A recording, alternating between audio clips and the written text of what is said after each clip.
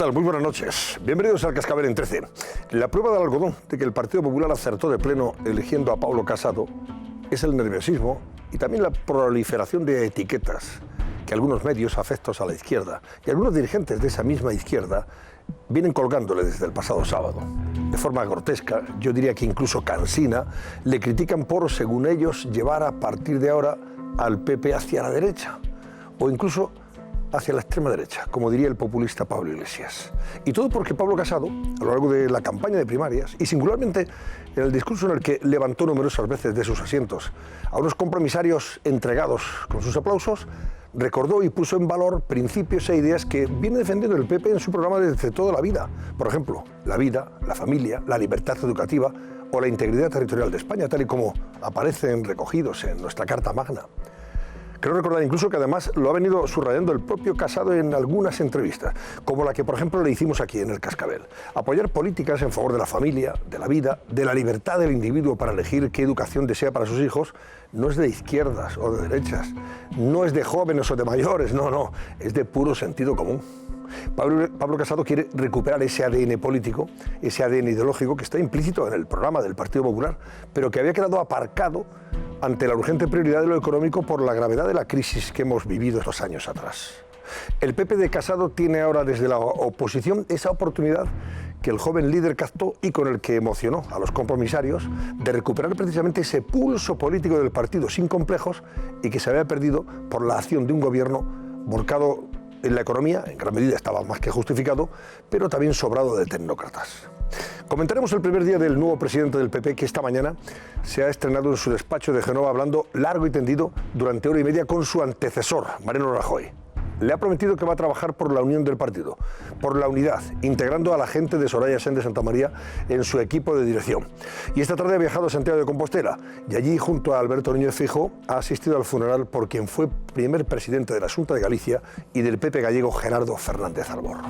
Y hablaremos con alguien que, por cierto, ha sido algo así como la sombra de Pablo Casado este último mes y medio. Alguien que ha estado muy próximo, al lado de él, permanentemente. Raquel Caldas, buenas noches. Buenas noches, Antonio. Pues sí, hablaremos con Teodoro García Egea. Conoce muy bien a Pablo Casado, es el director de su campaña, ha sido el director durante las primarias y también es la mano derecha del nuevo presidente del Partido Popular. Charlaremos con él en unos minutos sobre cómo han diseñado y cómo ha ido esa campaña y también veremos a ver si nos da algunas pistas sobre las nuevas caras del partido, sobre quienes compondrán esa nueva ejecutiva. Hablaremos del nuevo equipo de Pablo Casado en unos minutos aquí en el Cascabel. Muy bien, Raquel, y todavía sobre la elección de Pablo Casado, María Ruiz nos va a plantear ya la pregunta del barómetro. Buenas noches, María. Muy buenas noches, Antonio. Pues ahora que ya Pablo Casado está ejerciendo como presidente del Partido Popular y con casi total probabilidad será el candidato en las próximas elecciones generales, nosotros queremos saber, ¿a quién preferiría usted como presidente del Gobierno? ¿A Pablo Casado o a Pedro Sánchez? Abrimos ahora mismo nuestro barómetro. Si ustedes preferirían a Pablo Casado, marquen el 905-855-001 y su selección sería Pedro Sánchez, marquen el 905-855-002. Y como todos los días, recuerden que estamos activos en redes sociales, en Twitter somos @elcascabel13 y para seguir comentando el análisis que hagamos hoy aquí, almohadilla, elcascabel23J. Y más temas que vamos a comentar y abordar esta noche aquí en el Cascabel. Vean este avance, por ejemplo, de esa polémica originada o que se ha originado a partir de un viaje del presidente del Gobierno, Pedro Sánchez, en el avión oficial de autoridades, el avión de Estado, para ver un concierto en Benicàssim, Castellón. Adelante, vean. La oposición acorrala a Pedro Sánchez. Pidiendo explicaciones inmediatas por ese mal uso de los medios y recursos públicos. El presidente del Gobierno tendrá que comparecer en el Congreso por su viaje a Benicàssim. ¿Fue una visita informal o un viaje institucional? Estuvo de agenda oficial todo el día y por la noche se acercó a un evento cultural. Si ir de concierto es agenda cultural, supongo que ir de tapas es agenda gastronómica. ¿Usó Sánchez el avión oficial para acudir al concierto de The Killers? Todos los detalles del polémico viaje del presidente del Gobierno y su mujer, esta noche en el Cascabel. Galicia en alerta. La avispa asiática suma 3 víctimas mortales. ¿Cómo actuar frente a una de sus picaduras? ¿Qué hacer si las vemos? ¿Está invadiendo este peligroso insecto nuestro país? Nacho Sierra, experto en animales, nos lo cuenta A continuación.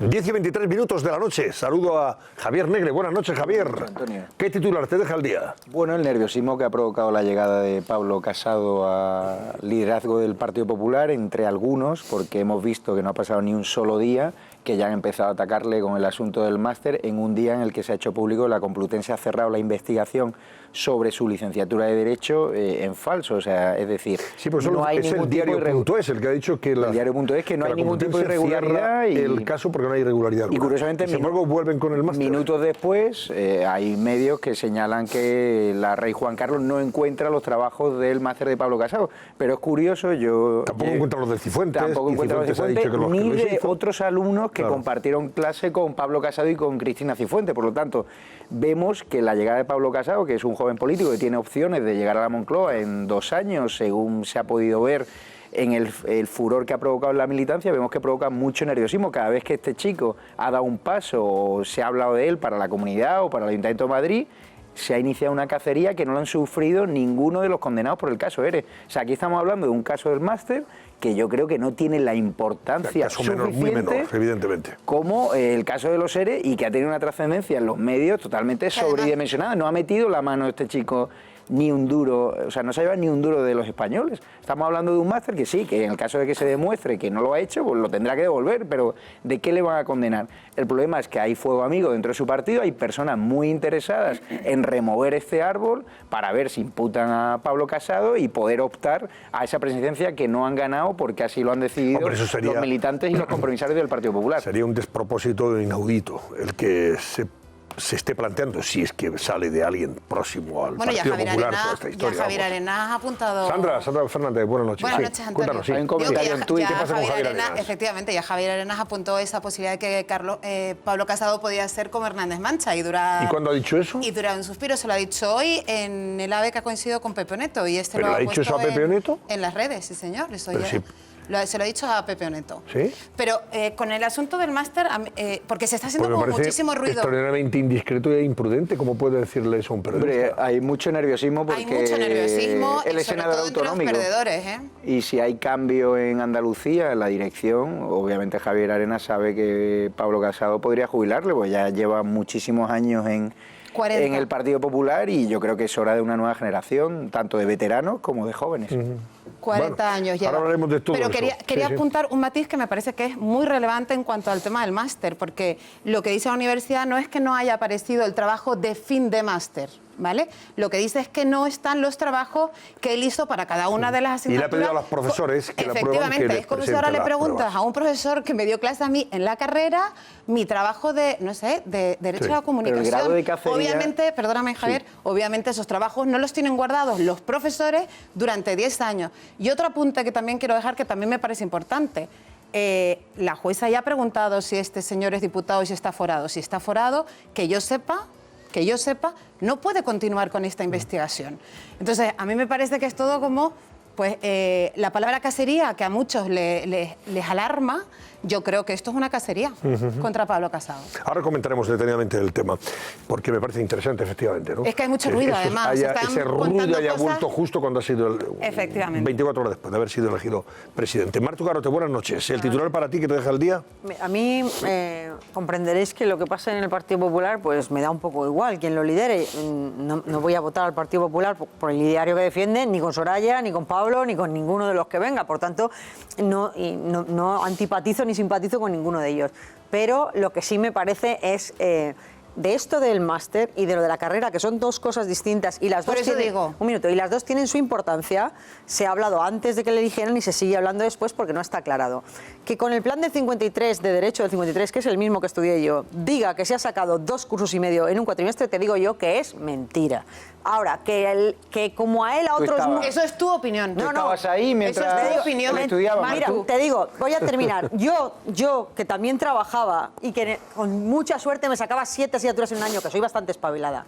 Y le tengo a él por espabilado también. Pero más de 7 asignaturas del plan de 53 en un año es casi misión imposible. Lo has dicho, casi.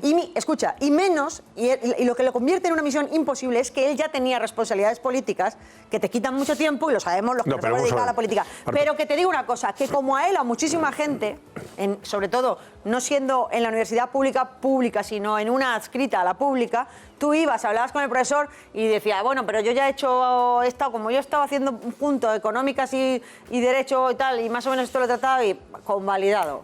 Y a otra cosa, mariposa. Y esto ha sido, vamos, lo sabe el Papa. Y escucha, ¿es grave? Pues como para hacerle caer del presidente del PP, no. Pero que deja mucho que ver cómo funciona un poco el tráfico de influencias y de relaciones que hay en esas esferas, pues es un poco triste. Desprestigia casi más a la universidad que a Pablo. Y luego, lo del máster es otra cosa. Es más grave que te inventes un doctorado, Marta, y seas presidente del gobierno. A mí lo de Pedro Sánchez mintiendo en el currículum... Pero pongámoslo todo sobre la mesa. Y tanto, mira qué problema. ¿Hay algún socialista que tú bien conoces a sacar por la cara la carrera y el máster? Y tú lo sabes, en alguna universidad pública. Yo no sé quién se ha sacado por la cara. Ahora sí sé que ¿Y la tesis de Pedro Sánchez le dio tiempo a hacerla? Del doctorado. Del doctorado. Es lo que acabo de decir. Voy con Pedro Sánchez. A mí es que Pedro Sánchez me duele cero. Es verdad que Pedro Sánchez en su currículum mentía, pero como un bellaco. Y decía que era poco más que el comisionado de la ONU en el universo, y era el chico que hacía las fotocopias y traía café a los que se la atreven. Y decía que tenía un máster del universo y luego era pues un crucillo de esos que se dan en un veranillo y tal. Ahora te voy a decir una cosa. Si ponemos el listón de la pureza, insisto, en las mentiras del currículum, yo me voy a mi casa porque mi currículum es muy imaginativo. Vamos, yo no conozco a nadie que no eche imaginación en su currículum, pero fundamentalmente porque un currículum lo haces para intentar trabajar. Entonces te adornas, ¿no? Y dices, soy un vago redomado y no sé hacerlo con un vaso. Claro, pues dices, oye, soy una persona guay, hablo inglés nivel medio y luego dices one, two, three. Pero claro, porque quieres comer, es un vicio malo que tenemos los seres humanos. No es lo mismo contar bolas en un currículum, que eso también lo hace Pedro Moreno Monilla, que es el hombre del increíble currículum menguante. Cada puesto que subía le quitaba líneas al currículum porque como eran todas inventadas se le iba viendo el plumero. Esto es una cosa demencial, pero es España. Yo lo que quiero es que me gustaría que de lo de Casado, de lo de Cifuentes y de otros muchos se consiguiera liberar a la universidad de las zarpas de los políticos.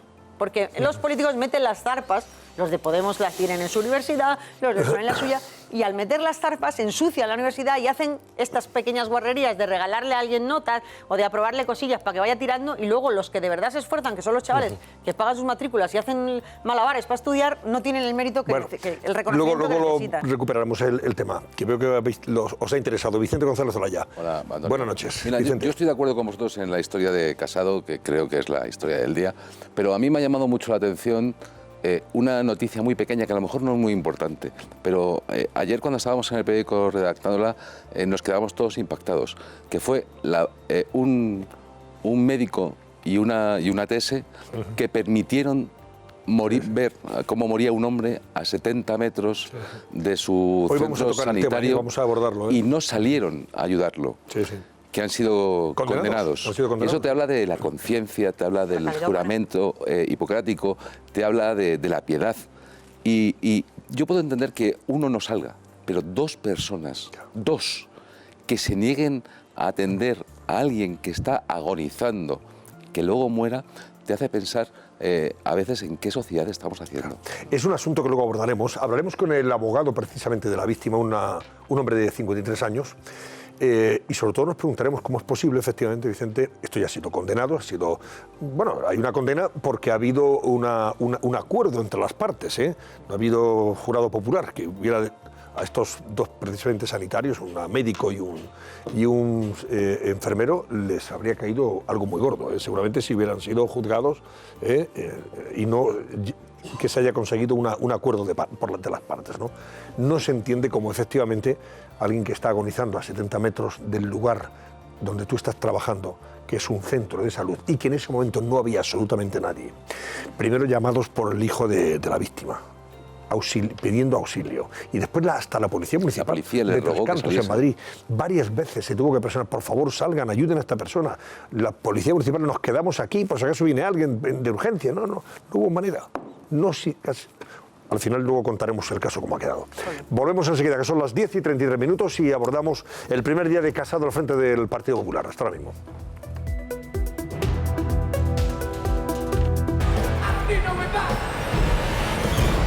La oposición acorrala a Pedro Sánchez. pidiendo explicaciones inmediatas por ese mal uso de los medios y recursos públicos. El presidente del gobierno tendrá que comparecer en el Congreso por su viaje a Benicàssim. ¿Fue una visita informal o un viaje institucional? Estuvo de agenda oficial todo el día y por la noche se acercó a un evento cultural. Si ir de concierto es agenda cultural, supongo que ir de tapas es agenda gastronómica. ¿Usó Sánchez el avión oficial para acudir al concierto de The Killers? Todos los detalles del polémico viaje del presidente del gobierno y su mujer esta noche en El Cascabel.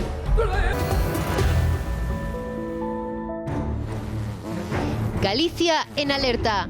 La avispa asiática suma 3 víctimas mortales. ¿Cómo actuar frente a una de sus picaduras? ¿Qué hacer si las vemos? ¿Está invadiendo este peligroso insecto nuestro país? Nacho Sierra, experto en animales, nos lo cuenta a continuación. Bueno, vamos a hablar del primer día de Pablo Casado al frente del Partido Popular. Esta mañana se reunía durante hora y media con Mariano Rajoy en la sede del partido, en el despacho que va a ocupar a partir de ahora como presidente, y ahí le prometía a Rajoy que efectivamente va a trabajar denodadamente por la unidad del partido, para que no haya ninguna duda, y que va a integrar a la gente de Soraya Sáenz de Santamaría en su equipo de dirección, como ya ha integrado a otros de los otros candidatos, y que el miércoles se reúne concretamente con Soraya Sáenz de Santamaría para hablar largo y tendido de todo esto. Y esta tarde pues ha viajado a Galicia para asistir al funeral por Gerardo Fernández Albor, que fue el primer presidente de la Xunta de Galicia y también presidente del Partido Popular Gallego. Y ahí ha estado junto a Alberto Núñez Fijo. Pero claro, aquí lo que se está ahora mismo dilucidando, el nuevo comité de dirección, la dirección del partido, el nuevo ejecutivo de Pablo Casado. Nombres y caras que vemos ahí ya, Susana Ollero, cuéntanos. El quién es quién, Antonio. Vamos a ver los rostros del nuevo Comité Ejecutivo Nacional del Partido Popular que ha propuesto Pablo Casado. Se trata de una lista de 35 miembros, entre los que Pablo Casado ha incluido a 4 exministros, como estamos viendo aquí.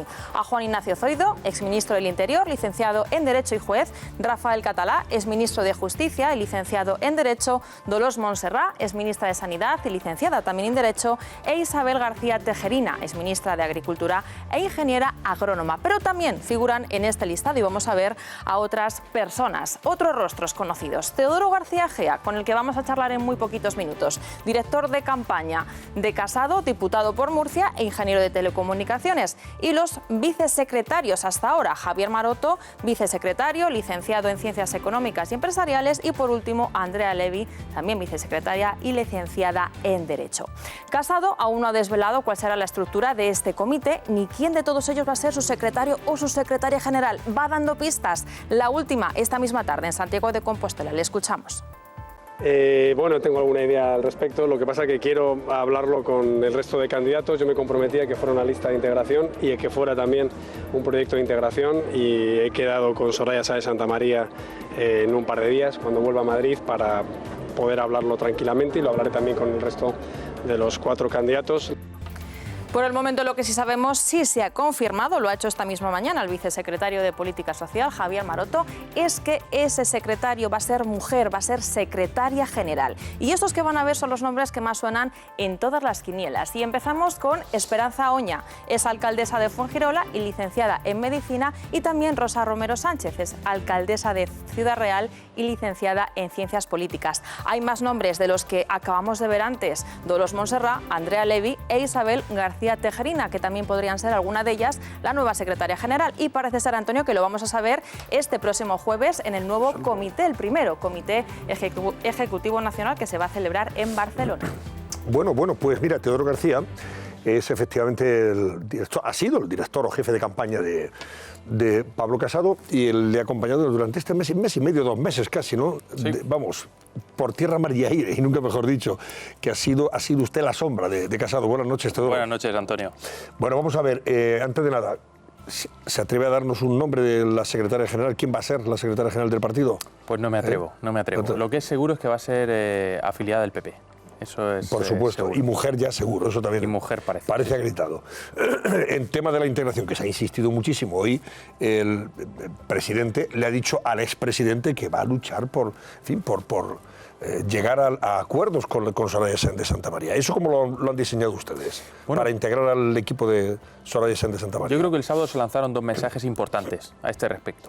En primer lugar, el presidente Casado no presentó su organigrama, ni siquiera nombró a la secretaria general o al secretario general, y eso es debido a que se necesita una conversación posterior para que, en caso, como ha ocurrido, de resultar vencedor, pues se pudiera hacer un comité de dirección contando con todos, porque, como digo, en este caso se presentaba alguien que era muy bueno y se presentaba también alguien que era excelente. En mi caso, pues lógicamente creo que el excelente era Pablo, ¿no?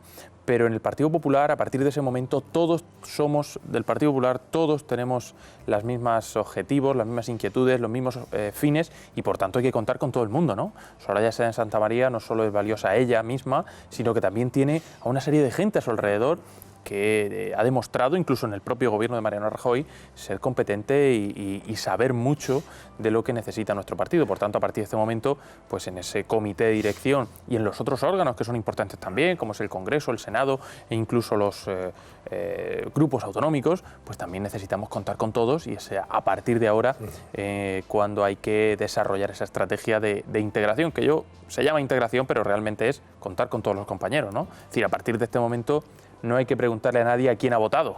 Todos hemos votado un miembro del Partido Popular. A partir del sábado, Pablo Casado es el nuevo presidente y hay que ponerse a trabajar con todos. No, dentro de poco tenemos las elecciones. ¿Cómo se va a designar a los candidatos a los ayuntamientos, a los municipios importantes sobre todo, y a las comunidades autónomas? ¿Van a potenciar o impulsar ustedes primarias para que sean los afiliados los que digan queremos a este de candidato o a esta? Y no, en fin, lo del dedo. Ese proceso se va a iniciar de forma inminente, porque ya el presidente durante la campaña ha comentado sus dos prioridades en el momento en el que accediera a la presidencia, que son, en un primer lugar, convocar esos procesos para designar a los candidatos autonómicos y locales, porque tenemos que fichar a los mejores, tenemos que poner en marcha ya los equipos para que la gente en su municipio, en su comunidad autónoma, sepa a quién tiene que dar su voto y qué propone ese candidato en cuanto a equipos y a programa, pero también tenemos que evitar que otros fichen a los mejores, ¿no? Los mejores tienen que estar en el Partido Popular, y eso es lo que nosotros queremos impulsar. Y en segundo lugar... ¿Y van a estar de acuerdo en que sea mediante primarias? Sí, yo creo que hay una serie de procesos internos que, en el caso, por ejemplo, del Partido Popular a nivel nacional, hay un artículo, hay una cláusula dentro de nuestros estatutos que deja bien claro que el presidente del Partido Popular es automáticamente el candidato, ¿no? Por tanto, Pablo Casado... Ahí sí está claro, pero por ejemplo, comunidad de, no quiero molestar a nadie, La Rioja, Cantabria, menciono todo donde va a haber elecciones, Extremadura, por ejemplo, Valencia, ha mencionado el caso de La Rioja, Castilla-La Mancha, Andalucía, en fin, todas las que va a haber elecciones. Ha mencionado algunas de las comunidades autónomas que se han elegido a esos presidentes de partido con el mismo sistema con el que se ha elegido al presidente nacional, ¿no? Con lo cual existe una legitimidad de origen que parece indicar que esa persona, puesto que ha sido refrendada por los afiliados, es el que lógicamente podría seguir encabezando las listas, ¿no? Pero bueno, como digo, ahora se abre ese proceso que debe culminarse con la mayor democracia interna posible, por supuesto, puesto que estamos viendo cómo para elegir al líder nacional pues hemos escuchado a todos los afiliados, y lo lógico pues es que ese proceso se replique en todos los estamentos del partido. El sábado a las 9 de la mañana tenían ustedes no digo, en fin, la absoluta certeza, pero sí la certeza de que ganaba Pablo Casado, ¿o fue determinante el discurso suyo y también el de Soraya Sáenz de Santamaría, claro?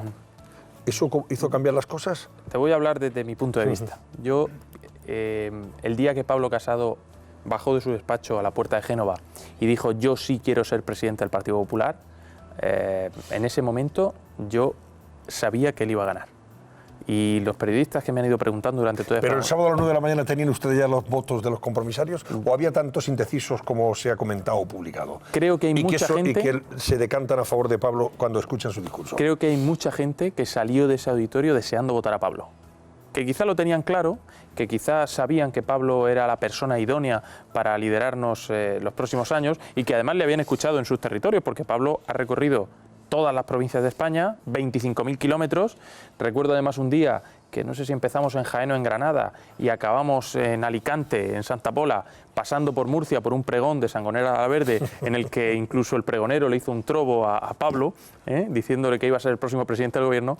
Y bueno, pues eso al final la gente ha visto que Pablo es una persona que se echa a la calle, escucha, se lo ocurra, y al final pues hemos visto cómo ha conseguido reilusionar a un partido. ¿Y el equipo cómo asume que determinada prensa y también algunos dirigentes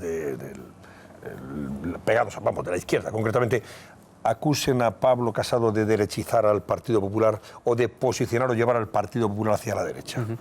Yo la verdad que en muchas ocasiones cuando escuchaba a algunos decir que detrás de Pablo Casado estaba Aznar o estaba otros exdirigentes del partido, pues yo buscaba por donde estábamos el equipo de Génova, buscaba a ver si es que estaba por algún sitio algún exdirigente del partido, porque desde luego detrás de Pablo Casado pues estábamos un grupo de diputados ilusionados, estábamos un grupo de gente que queríamos que el partido se reilusionara y volviera a ser ese partido grande de 11 millones de votos, y estábamos una serie de gente que en provincias o en Madrid queríamos recuperar la ilusión de un partido fuerte, un partido unido, ¿no? Y no se trata de derechas ni de izquierdas. Nosotros hemos hablado pues, de honestidad en la gestión. Yo creo que eso no es ni de derechas ni de izquierdas. Hemos hablado de defensa de la familia. Yo creo que las políticas de familia, todo el mundo tiene familia. Yo creo que hasta los de Podemos tienen familia, ¿no? Cada uno tiene la suya. Pablo Iglesias dice que eso es de extrema derecha, o dicen ustedes. No sé, cada uno tiene la suya, pero todo el mundo tiene familia, ¿no? Y al final, bueno, pues todas esas cuestiones que hemos ido planteando durante la campaña, yo creo que no son ni de derecha ni de izquierda. Pero es cierto que nosotros queremos aglutinar a todo lo que hay a la derecha del Partido Socialista, que encuentre su casa común aquí en el Partido Popular. Mire lo que decía Carmen Calvo, la vicepresidenta del Gobierno de Sánchez.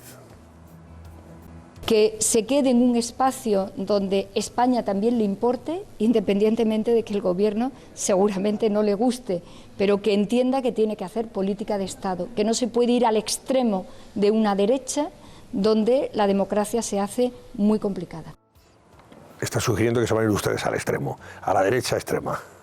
Pues mire, yo soy una persona bastante razonable. Yo no sé si son políticas de izquierda subirle a la gente el diésel, meterle impuestos al diésel y luego cogerte un avión privado para ver el festival de Benicàssim, ¿no? A lo mejor es eso la política de izquierda. Si eso es la política de izquierda, bueno, pues yo soy de centro derecha. A ver, preguntas para Teodoro, venga. Yo quería decirle una Vicente, cosa. venga. Yo creo que cualquier observador se da cuenta de que cuando la izquierda ataca a Casado, Casado se refuerza. Es decir, cuando Zapatero alaba a Soraya, Soraya pierde. Y quería decirle una cosa. Es verdad que, porque es innegable, que Casado es más derecha que Soraya, pero también es verdad que en España las victorias electorales se producen en el centro. Al final Casado va a centrar su discurso. ¿Está usted de acuerdo? Bueno, yo creo que hemos tenido un proceso en el que nosotros hemos intentado hacer propuestas, e incluso hemos propuesto algún debate para hablar de todo lo que cada uno proponía, ¿no? En el sentido pues, de que se propone en materia fiscal, que se propone en materia de impulso al emprendimiento, que se propone para que la cuarta revolución industrial llegue definitivamente a España. Yo creo que esas cuestiones, bueno, pues se pueden calificar en función de tu posición, de derechas, de centro, incluso de izquierdas en algunos casos, pero es cierto, bueno, que efectivamente, es decir, si nosotros queremos conseguir un Partido Popular de 11 millones de votos, conseguir aglutinar a todo lo que esté a la derecha del Partido Socialista, pues necesitamos ese espectro, esa gente que se ilusionó en su momento con el Partido Popular y nos hizo grandes, y ahora volver a hacerlo de cara a 2020 proponiendo pues, todo aquello que se proponía, que efectivamente hemos visto que ha dado sus frutos con el reciente gobierno de Mariano Rajoy. Si me permite, yo el jueves coincidí aquí con Pablo y se lo comenté a él en una pausa publicitaria. Yo he estudiado mucho lo que pasa con el PSOE, que es lo que es mi negociado, ¿no? Y le dije a Pablo que tenéis un riesgo vosotros, ¿no? Pues digo vosotros porque ahora sois un equipo y vosotros querréis crecer, ¿no? Y yo le dije, tienes un riesgo grande, que es el mismo riesgo que ha corrido Pedro y se ha equivocado, ¿no? Yo creo que eso es una utopía, porque los partidos nuevos han llegado para quedarse. Se les podrá dar un bocado de 1 millón, de 1,5 millones, pero los 11 millones no los va a volver a tener nadie en España porque hay 4 partidos, ¿no? Y esto, negarse esto, negarse uno mismo una realidad. Entonces, teniendo en cuenta que los 11 millones no los vas a volver a tener, yo le dije, si tú te echas un poco a la derecha y tu discurso se ha echado a la derecha, porque una de las cosas que los votantes del PP acusaban a Mariano es de socialdemócrata, que decían, es que Montoro es socialdemócrata, me lo han dicho votantes del PP así, yo decía, madre mía, si Montoro es socialdemócrata, yo debo ser estalinista, pero bueno, entonces, dice, voy a recuperar un poco ese péndulo hacia la derecha, ahí puedes recuperar parte de lo que se ha ido a Vox, porque no se defiende Cataluña y todo esto, mucho de lo que se ha ido a la abstención, que hay mucho en la abstención, pero difícilmente le vas a dar un bocado a Ciudadanos. Y ahora mismo lo que más le interesa al Partido Popular es recuperar lo que ha chorreado por el centro.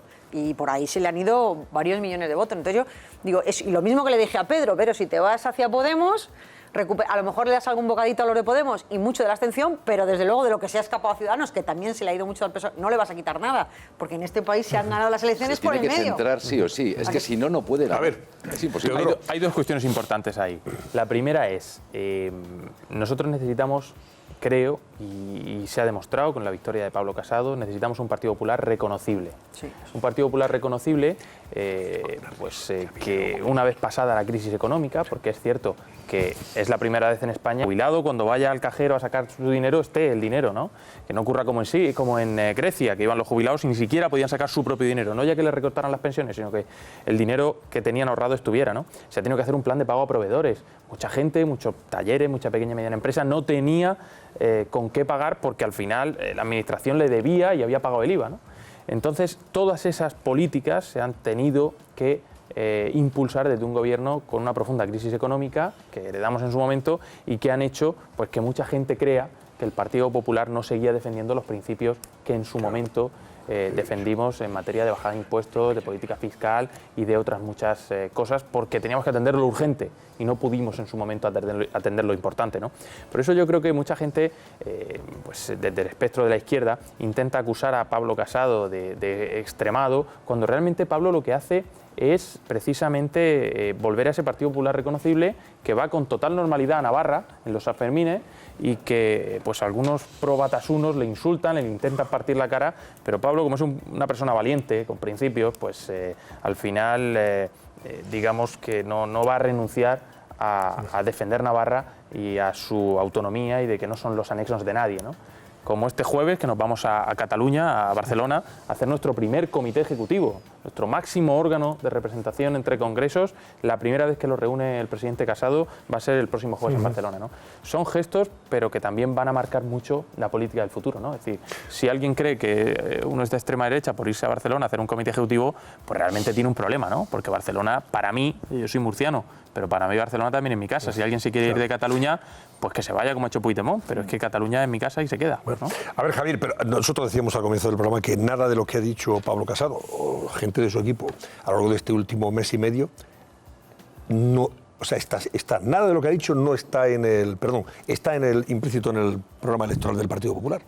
O sea, no es que haya sacado de la manga temas relacionados con la familia o la vida, en fin, con la integridad territorial ha recordado es lo mismo que está ahí en el programa del partido. Le voy a leer un tuit que ha colgado Pepe Oneto sobre Javier Arenas, que parece que no quiere jubilarse. Dice, comentario de Javier Arenas en el AVE de vuelta a Sevilla. Tendrán que contar con nosotros que somos un 42%. Yo seré secretario del grupo en el Senado. Además, esto puede durar lo mismo que Hernández Mancha.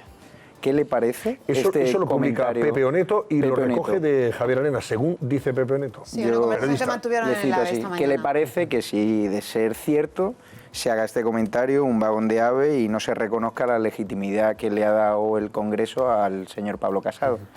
Bueno, mi opinión personal es que Javier Arenas felicitó en su momento al presidente Casado y bueno, no es que el equipo de Soraya Sáenz de Santa María obtuviera un 42%, es que son parte del Partido Popular. O sea, hay un presidente, pero por supuesto, como he dicho al principio, hay que contar con todos porque en este momento todos somos del mismo equipo. Ya no hay equipos, ya no hay candidaturas, ya no hay nada de esto. Todos somos del mismo equipo, hay que contar con todos y además nosotros lo que proponemos es una renovación tranquila, ¿no? Porque al final pues los jóvenes podemos aportar una visión distinta de las cosas, una óptica diferente, pero aquella persona que tiene años de experiencia en determinadas responsabilidades, pues también puede aportar mucho que no es posible aprender en poco tiempo, ¿no? Pero bueno, Ahora voy a saludar a Narciso.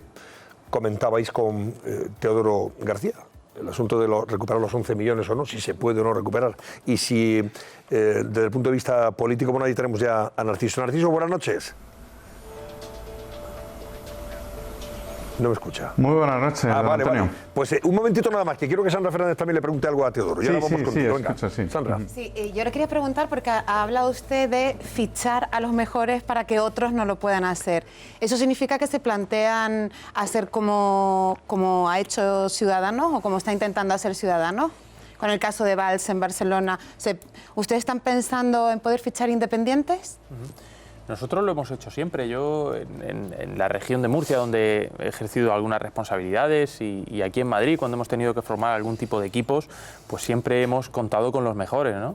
De hecho, durante toda la campaña pues se han incorporado personas de reconocido prestigio que han aportado a la candidatura de Pablo Casado, del presidente Casado, en unos casos rigor pero no económico. eran el candidato. Sí, efectivamente, pero al final se trata de personas que vienen de la sociedad civil, que vienen a aportar rigor económico, que vienen a aportar pues su experiencia en el sector privado. Por supuesto, bueno, podríamos citar casos como el de Daniel Lacalle, que se ha incorporado un poco para aportar también propuestas económicas. Claro, y pero hemos mi pregunta contado con es él. para el candidato. ¿Se plantean ustedes hacer fichajes de independientes para ser el cartel electoral de alguna autonomía o de algún ayuntamiento?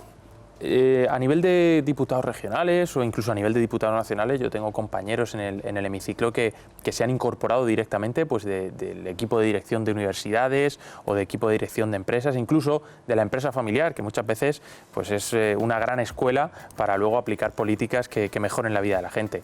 Eso pues, ha estado siempre en el ADN del Partido Popular, pero ahora efectivamente queremos reforzarlo y queremos adelantarlo en el tiempo, ¿no? Que todo el mundo tenga claro la tarea que tiene por delante, que podamos dar esa tarea lo más pronto posible para que precisamente podamos ser útiles a los ciudadanos a los que pretendemos representar. Narciso Michavila, vamos a ver, ¿le beneficia a Pablo Casado que desde la izquierda mediática y desde la izquierda política se le estén colgando etiquetas de que el partido vira a la derecha o si, en fin, va a hacer una política de derechas?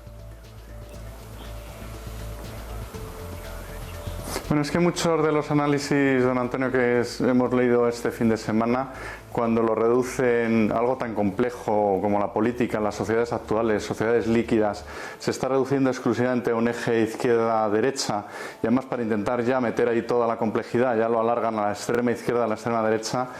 Este tipo de análisis dice, bueno, se han quedado ya en el siglo XX, no están entendiendo que la política actual no tiene un solo eje, es tridimensional. Y yo incluso muchos de los que escriben y lo plantean todo en estos términos, digo, creo que no entienden no ya la política, no entienden la sociedad y muchas veces creo que no entienden ni siquiera sus propios nietos en sus comportamientos. Por eso, o sea, estar reduciendo simplemente a estos parámetros creo que no es entender lo que está pasando en la política española ahora mismo. Bueno, ¿qué valoración haces de la llegada de Casado a la presidencia del Partido Popular en estos momentos y desde el punto de vista electoral? ¿Qué puede suponer que sea Pablo Casado y no Soraya Sáenz de Santamaría? Pues,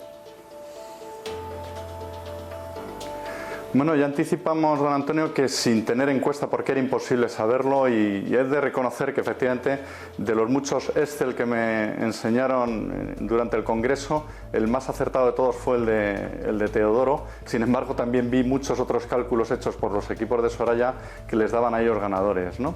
Al final, pues parece que, como se ha visto de forma amplia, los compromisarios del Partido Popular, que es gente que sabe que va a enfrentarse a las urnas locales y regionales el año que viene, dicen, es que yo al final lo que necesito es un líder que quiera comunicar, que después de unos años en el que parecía que la comunicación se la hacían los editorialistas de otros periódicos, pues por fin, y curiosamente es la primera vez que el centro derecha, o por lo menos que el Partido Popular, va a tener un líder carismático, porque el carisma de Aznar lo ganó en el poder y luego el propio Mariano Rajoy, él reconocía que no era un hombre carismático, que era un hombre inteligente y pragmático, pero se ha ido de la política sin conseguir el carisma y sin embargo Pablo Casado está pues un poco en los registros actuales, ¿no? De presidentes del gobierno jóvenes, con carisma, con capacidad de conectar con la gente, de pisar la calle, de hablar idiomas, de entender un mundo global y de hacer un discurso entero de 40 minutos sin necesidad de leer un solo papel. Yo creo que el discurso que hizo el sábado pasado, sin ser determinante, habría ganado en todo caso una vez visto los resultados, pero sí que decantó bastante, al final, un buen número de compromisarios a su favor. ¿Quién tiene que preocuparse de los que tiene enfrente? ¿Pedro Sánchez tiene que preocuparse más que, por ejemplo, Albert Rivera? A ver, yo coincido con Maru Garrote cuando ha dicho que el Partido Popular no volverá a los 11 millones de votos. Ningún partido en España volverá ya a los 11 millones de votos. Pero es verdad que si el Partido Popular no llega a regenerarse y a renovarse, es que en estos momentos en las encuestas, hasta este fin de semana, el Partido Popular estaba en 5 millones de votos. Si no hubiera hecho este giro a decir, vamos por fin a comunicar, vamos a no tener miedo a los debates, vamos a dar la batalla de las ideas, vamos a salir a debatir a los medios de comunicación, el Partido Popular habría seguido perdiendo apoyo. Por lo tanto, dicho esto, la pregunta es ¿quién tiene que perder más? Hombre, pues para empezar, Vox ha perdido una gran oportunidad porque desde luego estaba esperando que ganara Soraya de Santamaría para poder entrar en las europeas y sin embargo yo creo que ahora se le pone mucho más complicado. Y también Ciudadanos, pues empezaremos a ver cómo se mueve ahí el electorado, porque no hay que olvidar que la pérdida de votos de julio del año pasado a este julio, en estos 12 últimos meses, los 2,5 millones de votos que ha perdido el Partido Popular ha sido principalmente por Cataluña, por la unidad de España, por defender la igualdad de todos los españoles en todo el territorio nacional. Y ahí, bueno, pues el discurso de Pablo Casado la verdad es que es poco dudoso en ese sentido, ¿no? Y en ese sentido te repregunto entonces, Narciso, ¿hace bien Pablo Casado en reivindicar el ADN del Partido Popular? Los principios y valores incomplejos que ya van implícitos, insisto, en el programa del partido, o sea que no está descubriendo nada nuevo, pero que aparentemente habían quedado dormidos o habían quedado postergados o apartados para dedicarse solo al tema económico y hacer una política más tecnócrata que de corazón y alma. ¿Hace bien en reivindicar todo eso a fuer de que le puedan decir que eso significa irse a la derecha? Sí.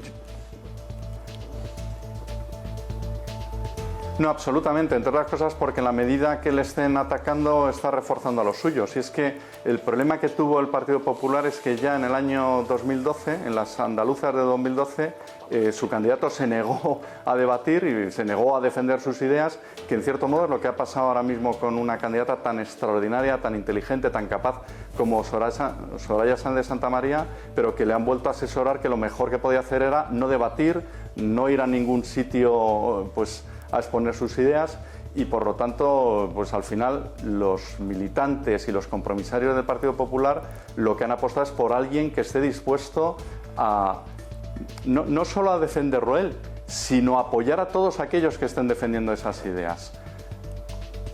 Y es que además, don Antonio, si lo vemos, está pasando en todos los países del mundo. Los partidos de gobierno, lo que llamamos los catch-all parties, es decir, los partidos que intentan llegar a una mayoría social, cuando han estado siempre instalados en lo políticamente correcto, no han hecho más que perder voto. Y sin embargo, cuando han expuesto sus ideas con respeto, buscando siempre el consenso, lo más importante, etcétera, entonces es cuando han aunado siempre cada vez mayores mayorías, ¿no? Bueno, pues una cosa más. Narciso, ¿qué encuesta? ¿Estás preparando alguna encuesta? ¿Sabremos algún detalle en relación con la irrupción de Pablo Casado ya como líder del PP desde el punto de vista de intención de voto? ¿Estás preparando algo en ese sentido?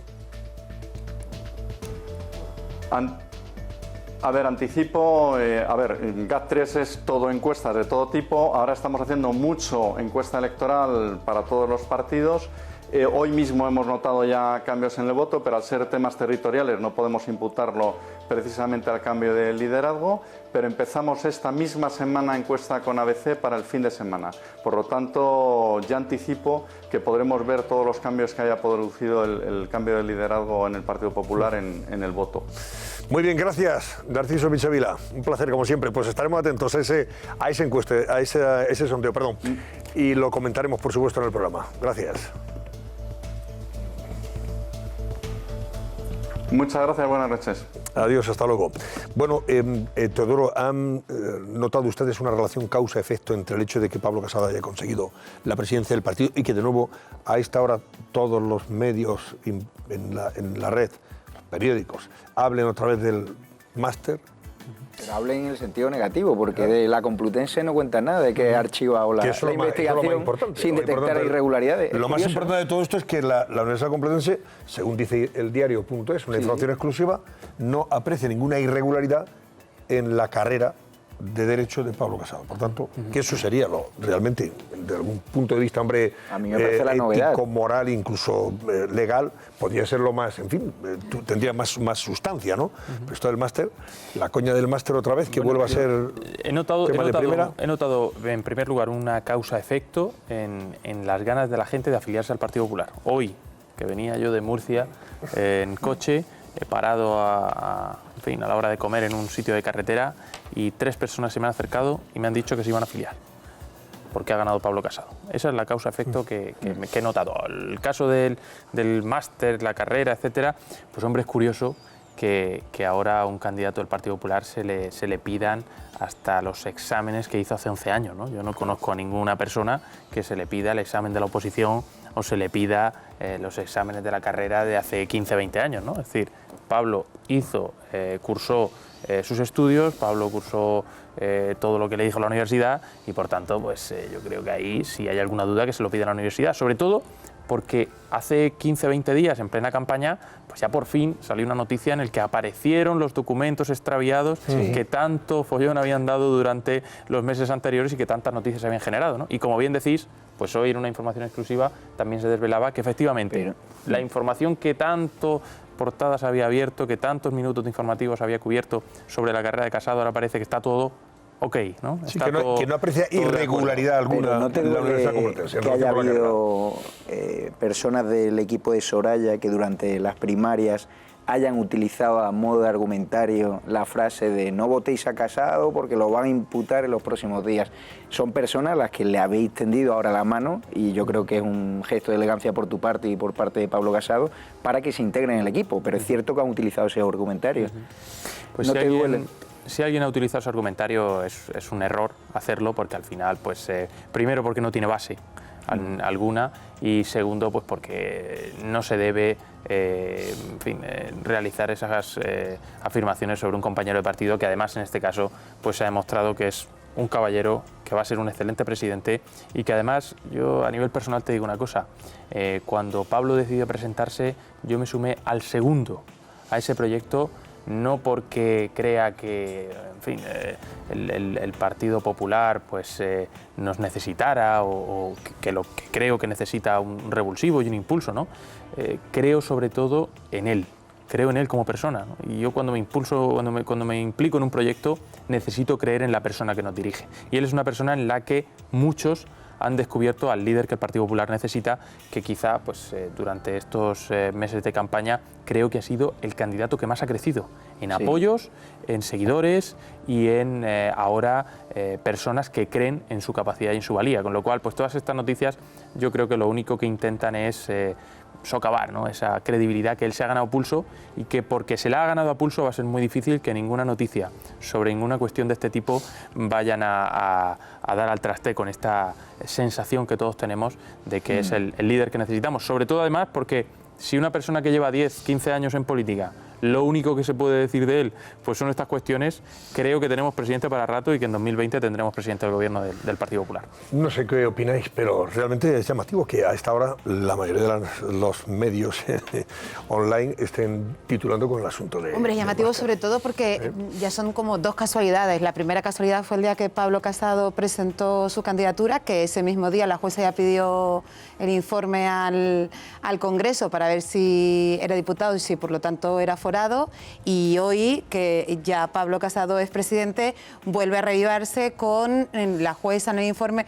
Es todo como mucha casualidad en días muy concretos y en momentos determinantes, ¿no? El papel de la jueza de investigar este asunto cuando se tiene que inhibir a favor del Tribunal Supremo ella no puede investigar. No tiene sentido y que haya filtraciones interesadas por parte del entorno de la jueza sobre un máster que ella no puede investigar me parece lamentable y tal vez será porque la llegada de Pablo Casado, como bien he dicho antes, ha generado cierto nerviosismo, ¿no?, en algunos sectores de la izquierda, porque puede ser el líder de la derecha que pueda llegar a la Moncloa en 2 años. Y si no hubiese habido presiones en el Congreso del PP, si no hubiese habido presiones, habría sacado el 80% de los votos. Bueno, estás desestimando la opción del fuego amigo también, con este Negre, comportamiento que tenéis los dos, que sé que os gusta Casado, no le estáis ayudando, porque os voy a decir por qué no, por las mismas estáis cayendo en los mismos errores que ha caído el PSOE. Cuando dices eso sabemos que os gusta Casado.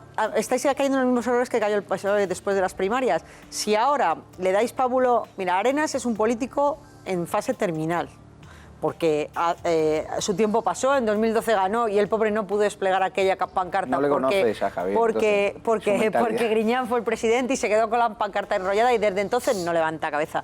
Y aquí se ha demostrado que el control que creía tener sobre Andalucía no lo tiene, porque en Andalucía muchos más compromisarios de los que ellos contaban han votado por Pablo. Pero porque se han pasado presionando a la gente. Permítame, si sigues diciendo que parte del Partido Popular son unos tíos que presionan, que son mala gente y tal y cual, te va a costar mucho trabajo que luego te voten en las elecciones que quieres que te voten dentro de nada, que van a ser las andaluzas, porque lo que más penaliza un votante es un partido dividido. Por tanto, si queréis ayudar a Pablo, aunque sea verdad que hay una parte del PP que no merece... Martu, perdona, es mejor no ayudarlo. Yo no quiero ayudar a nadie. Parte de un error. Nosotros, o sea, a mí no me ha contratado Pablo Casado.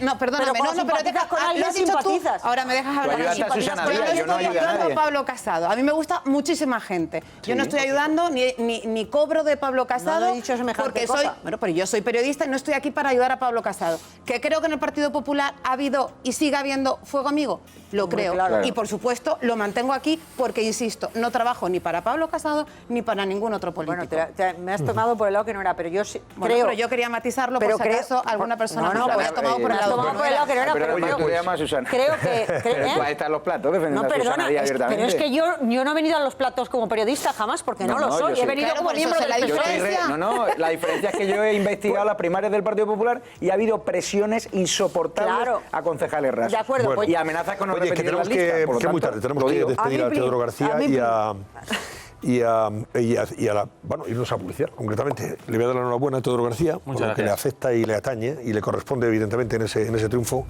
Y nada, vamos a ver quién es la secretaria general. Vamos a ver. Dolor Montserrat.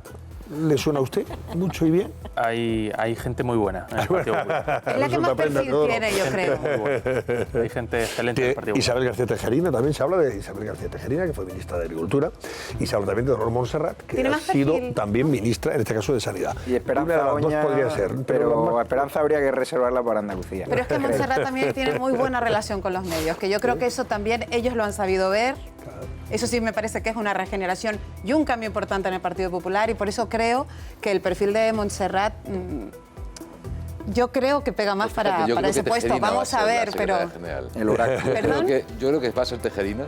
Me parece que está más cerca del perfil de Estoy mirando a Teodoro García a ver si hace algún gesto, alguna... hace algo. Porque a alguien se le escapó la palabra mediática. Tejerina mediática es una ministra que jamás dio una entrevista, quiero decir. O sea... Sí, pero si aquí estuvo. Bueno, estuvo aquí muy poca. Antonio, mediática no fue. Ni es una persona cercana a los medios. Pero también ha estado ahí. El secretario general es el que manda en el partido. El de prensa y por supuesto que entrevistas. El secretario general. Y es una persona... Es un secreto bien guardado del ¿Cuándo se va a saber, por cierto, el miércoles? Bueno, hay convocado un comité ejecutivo el jueves y supongo que será entonces. La reunión entonces del jueves, el jueves ahí es donde se elegirá entonces, en Barcelona. Todo parece indicar que será así.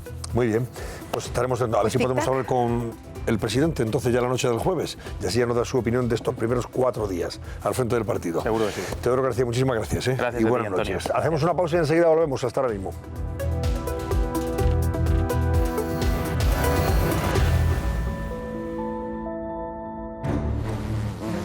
Galicia en alerta.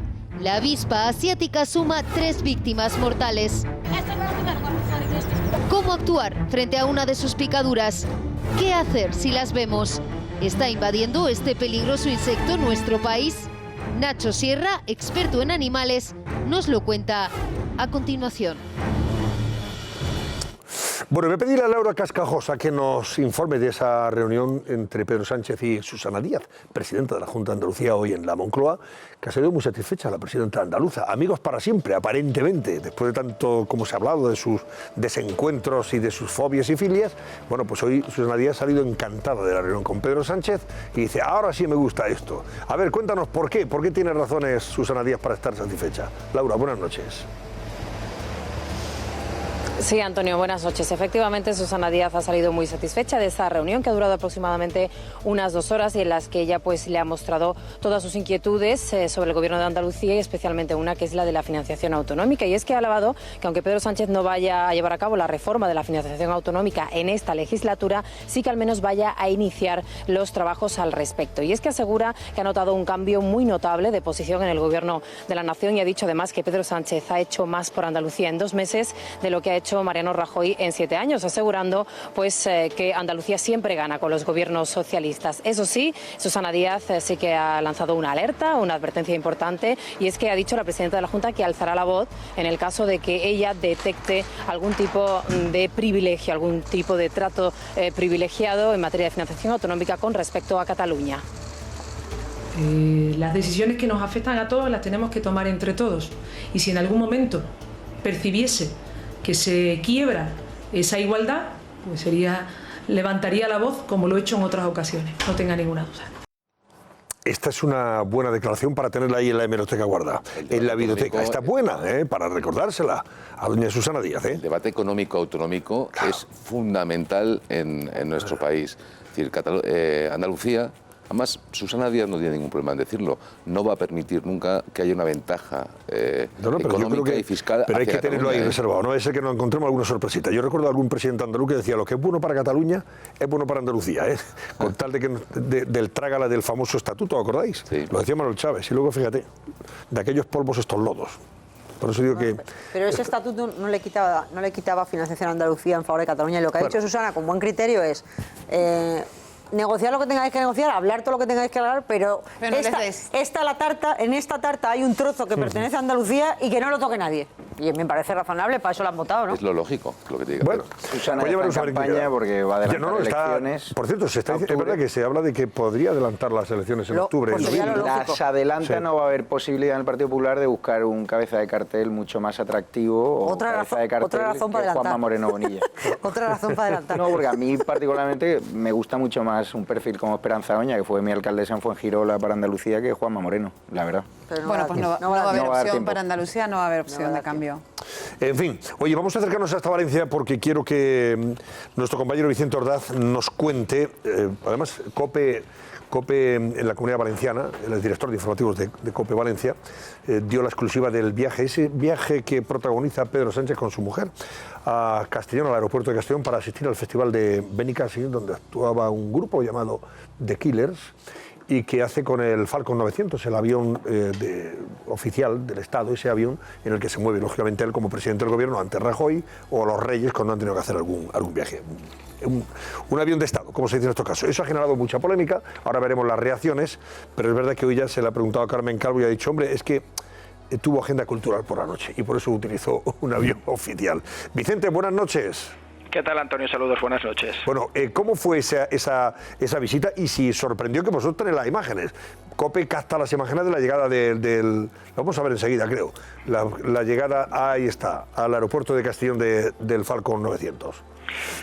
A ver, la historia era relativamente simple, es decir, de Madrid a Castellón se puede venir en AVE, en coche o en avión. Teníamos constancia de que en AVE no iba a llegar el presidente del gobierno, en coche era poco probable, así que era únicamente esperar a que aterrizase el avión.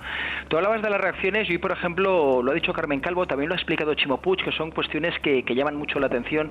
Ha dicho que reforzaba la presencia de Pedro Sánchez un evento cultural como el FIP, pero no olvidemos que la visita o la agenda institucional a la que hacía referencia Carmen Calvo se resume, por si alguien no lo sabe, a 1 minuto en el Ayuntamiento de Castellón, donde hubo una foto oficial con la alcaldesa de la ciudad, del mismo partido que Pedro Sánchez, y una reunión calificada como informal con Chimo Puig por espacio de 35 minutos.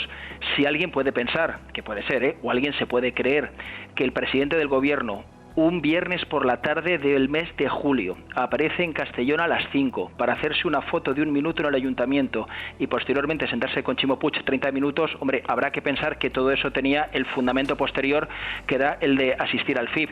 Y evidentemente, bueno, pues incluso aquí en la Comunidad Valenciana, como imagino a nivel nacional, la mayoría de grupos parlamentarios de la oposición están pidiendo explicaciones o en algunos casos que reimporte el dinero exacto que pudo costar todo ese viaje, porque evidentemente la parafernalia de un avión y de 6 coches oficiales, pues como mínimo ha llamado la atención. Pues como tenga que reimportar el coste del viaje, me temo que va a tener que hacer muchas horas extras, porque estamos hablando de 15.000 euros más o menos, pizcas pajas. Te pregunto, Vicente, porque yo he hablado del Falcon 900, no sé, viendo las imágenes, me parece que es un avión más grande, ¿no? En el que viaja. Ahí ya me pillas porque yo de conocimiento. Ahora vamos a ver si, no sé, claro, aéreos. Ahora yo no he visto las imágenes hasta ahora mismo. Ahí se ve el avión y me parece Pero vamos, que es un Falcon de la Fuerza Aérea Española. Es el Falcon de la Fuerza Aérea Española. Claro, este Falcon puede desplazar seguramente 30 personas o 40, ¿no? Que lo hombre llevaba a Magrupis ahí, Antonio. No sé. Pero vamos, evidentemente ese es el avión y ha generado una polémica enorme porque alguien, bueno, pues y muchos han considerado que podía haber viajado también en el AVE. ¿El AVE qué tarda hasta Castellón, Vicente? Unas 4 horas aproximadamente, no, quizá un poco menos, unas 2 horas, entre 2 horas y media, 3, en función también del enlace con Valencia, pero vamos, claro no es un viaje especialmente complicado ni difícil. Que puedes hacer el viaje hasta Valencia y luego en Valencia un coche te lleva a Benicàssim. ¿Qué tarda el coche de Valencia a Benicàssim? Cumpliendo los límites de velocidad, poquito más de 1 hora. Pues eso hubiera estado muy bien y se hubiera ahorrado toda esta polémica. Además puede hacer noche tranquilamente en Benicàssim y así también sales de la Moncloa, que no está nada mal, hombre. ¿O qué? Es una y no se había generado la polémica que se ha generado. No, hemos bajado mucho al presidente Rajoy yendo a un concierto de Rafael en el Falcon, pues se hubiese liado la Mari Moreno. Este asunto en 2 días se quedará Dime, Vicente. Una anécdota. Estáis apuntando desde el estudio un dato importante. Vamos a poner un ejemplo, que es fácil ponerlo, pero que realmente pues iguala lo que estamos comentando. En los últimos años de la administración del PP en la Comunidad Valenciana, pongamos el 2014, porque el 2015, en el FIP del 2015 ya Alberto Fabra ya no era el presidente, pero pongamos que Mariano Rajoy hubiese decidido venir al FIP, que se hubiese hecho una foto de 1 minuto en el Ayuntamiento de Castellón con el entonces alcalde de su partido, que era del Partido Popular, Alfonso Bataller, y que hubiera mantenido una reunión con Alberto Fabra, entonces presidente de la Comunidad Valenciana, Antonio, por espacio de 30 o 35 minutos, con todos los problemas que tenía el 14 y que tiene el 18, no lo olvidemos, la Comunidad Valenciana. ¿Qué se hubiese dicho de la visita de Rajoy? ¿Qué se hubiese dicho de Alberto Fabra? ¿Y qué se hubiese dicho de Alfonso Bataller? Habrían registrado preguntas hasta el techo del hemiciclo en la oposición. Pero Antonio, una pero tras esto otra. había peor la justificación que ha dado la vicepresidenta del gobierno. Carmen porque Carola. ha dicho que había ido por un acto cultural. Sí, pero nocturno. El problema de agenda cultural nocturna. Agenda cultural nocturna que estaba en la agenda cultural por la noche. Nocturna, o sea que cuando vaya a tomarse una copita ya me imagino cosa que la agenda no consta, gastronómica. pero es que además no consta en la agenda, o sea, ni siquiera consta en la agenda, pero que una vicepresidenta del gobierno encima le dé coartada a un acto de este tipo, francamente, me parece todavía más demencial que el hecho de que él intentara buscar una coartada. O sea, es todo como... Han tenido que improvisar. He escuchado hoy a una ex jefa de gabinete del Partido Socialista, la he escuchado decir hoy en un plató de televisión que es que le habría salido más caro ir en el AVE. Pero escúchame, cuando eso tú... Pero hombre, por favor. Eso lo he escuchado yo hoy de una Cuando tú llevas a una presidenta de la Comunidad de Madrid a dimitir porque hurta 2 cremas de 40 euros, no puedes gastarte 15.000 euros entre 10 y 15.000 euros saca en queroseno. En este avión. No puedes. Si él hubiese cogido un AVE que vale 80 o 100 euros con su séquito, no hubiera pasado nada. Pero es porque el nivel político en España ha bajado de una manera, está más que en el subterráneo. Es decir, el presidente de gobierno se tiene que mover de alguna manera. Es verdad que tiene un Falcon, pero no es correcto utilizar un Falcon para irte a un concierto de música. Y eso lo tiene que entender él y seguramente estará arrepentido. Magnífico, Vicente. Bueno, además... porque dicen, no, es tema de seguridad. Susana, si va con 5 escoltas, quiero que escuchéis las reacciones que ha suscitado de las preguntas que se han registrado, creo, 2 preguntas, una de Ciudadanos y otra del PP. Despido antes a Vicente, ¿algo más?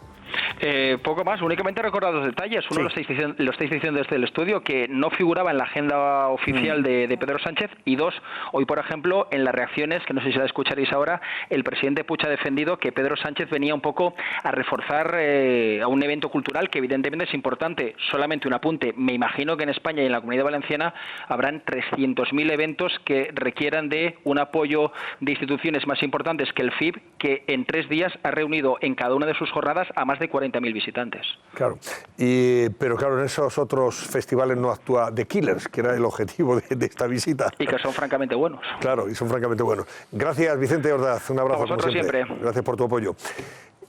Susana Ollero, cuéntanos, venga. Ha habido muchísimas reacciones, lo acabamos de ver, esas imágenes de nuestro compañero de Valencia, Vicente Ordaz, autor de esta exclusiva. Pedro Sánchez lo confirmamos, sí es un Falcon 900. ¿Qué es un Falcon 900? Pues es un avión del Grupo 45, que es una unidad militar dedicada al traslado de autoridades. Así que se ha montado, ha habido muchísimas reacciones a lo largo del día de hoy, aunque no es el primer presidente del Gobierno al que se le ha criticado por utilizar recursos públicos para fines privados. Vamos a ver por que el PP, Compromís y Ciudadanos piden explicaciones de Pedro Sánchez en el Congreso de los Diputados. Les escuchamos. Si ir de concierto es agenda cultural, supongo que ir de tapas es agenda gastronómica. Pero desde luego a nosotros no nos convence y por eso hemos pedido explicaciones. Nos parece que esto es más serio. Y nosotros creemos que los españoles exigen y merecen una respuesta convincente, porque no se puede consentir la utilización de medios públicos para fines privados. Pensamos que hay muchas dudas o muchas preguntas que tienen que responder y es el coste que ha tenido todo este despliegue que ha habido, porque no es únicamente que el presidente viaje aquí, es la gente que lleva acompañándole, la seguridad. ¿Qué ha dicho el Gobierno a todo esto? Pues que Sánchez realmente estaba de viaje oficial, porque tuvo 2 reuniones informales. La primera con el presidente de la Generalitat, con Ximo Puig, que duró unos 45 minutos, y la segunda con la alcaldesa de Castellón, con Amparo Marco, que le recibió en el aeropuerto y le acompañó hasta el ayuntamiento en una visita que dura aproximadamente unos 15 minutos. Esto es lo que decía Carmen Calvo, la vicepresidenta. Estuvo de agenda oficial todo el día. Y por la noche se acercó a un evento cultural, es decir, tuvo agenda de cultura por la noche, porque estuvo todo el día en reuniones con la alcaldía y con el presidente de la Generalitat. Hay algunas voces que le recomiendan a Pedro Sánchez que podría haber hecho pues lo que ha hecho la presidenta de Croacia, esta señora, hace muy pocos días, porque fue a ver el Mundial de Rusia, estuvo en varios partidos y se ha pagado todos los viajes de su bolsillo y además se ha quitado de su sueldo, Antonio, los días que no ha trabajado por estar en el Mundial. No, viajó en un avión comercial, donde iban los seguidores de la selección croata, ¿no? Donde iban los croatas que querían ver a su equipo jugar en Rusia y se montaban en ese avión comercial y con ellos fue. A ver, yo te digo una cosa. Primero, lo de la agenda es una vergüenza. Quiero ir a ver el festival. A ver, Chimo, que te voy a ver media orilla para que no parezca que me voy al concierto, que es a lo que fue, al concierto. Claro. Pero si quieres ir al concierto, que oye, que el presidente del Gobierno también tiene derecho a ir al concierto. Tiene derecho a ir, por supuesto. Y escucha, y no te montas en el AVE porque es un lío de seguridad, o no te vas en tu coche oficial, que te van a llevar en tu coche oficial, que de aquí a Castellón vas en coche, en un suspiro, te vas en tu coche oficial con tu señora al lado, no con un séquito de coleguitas, todos montados en avión.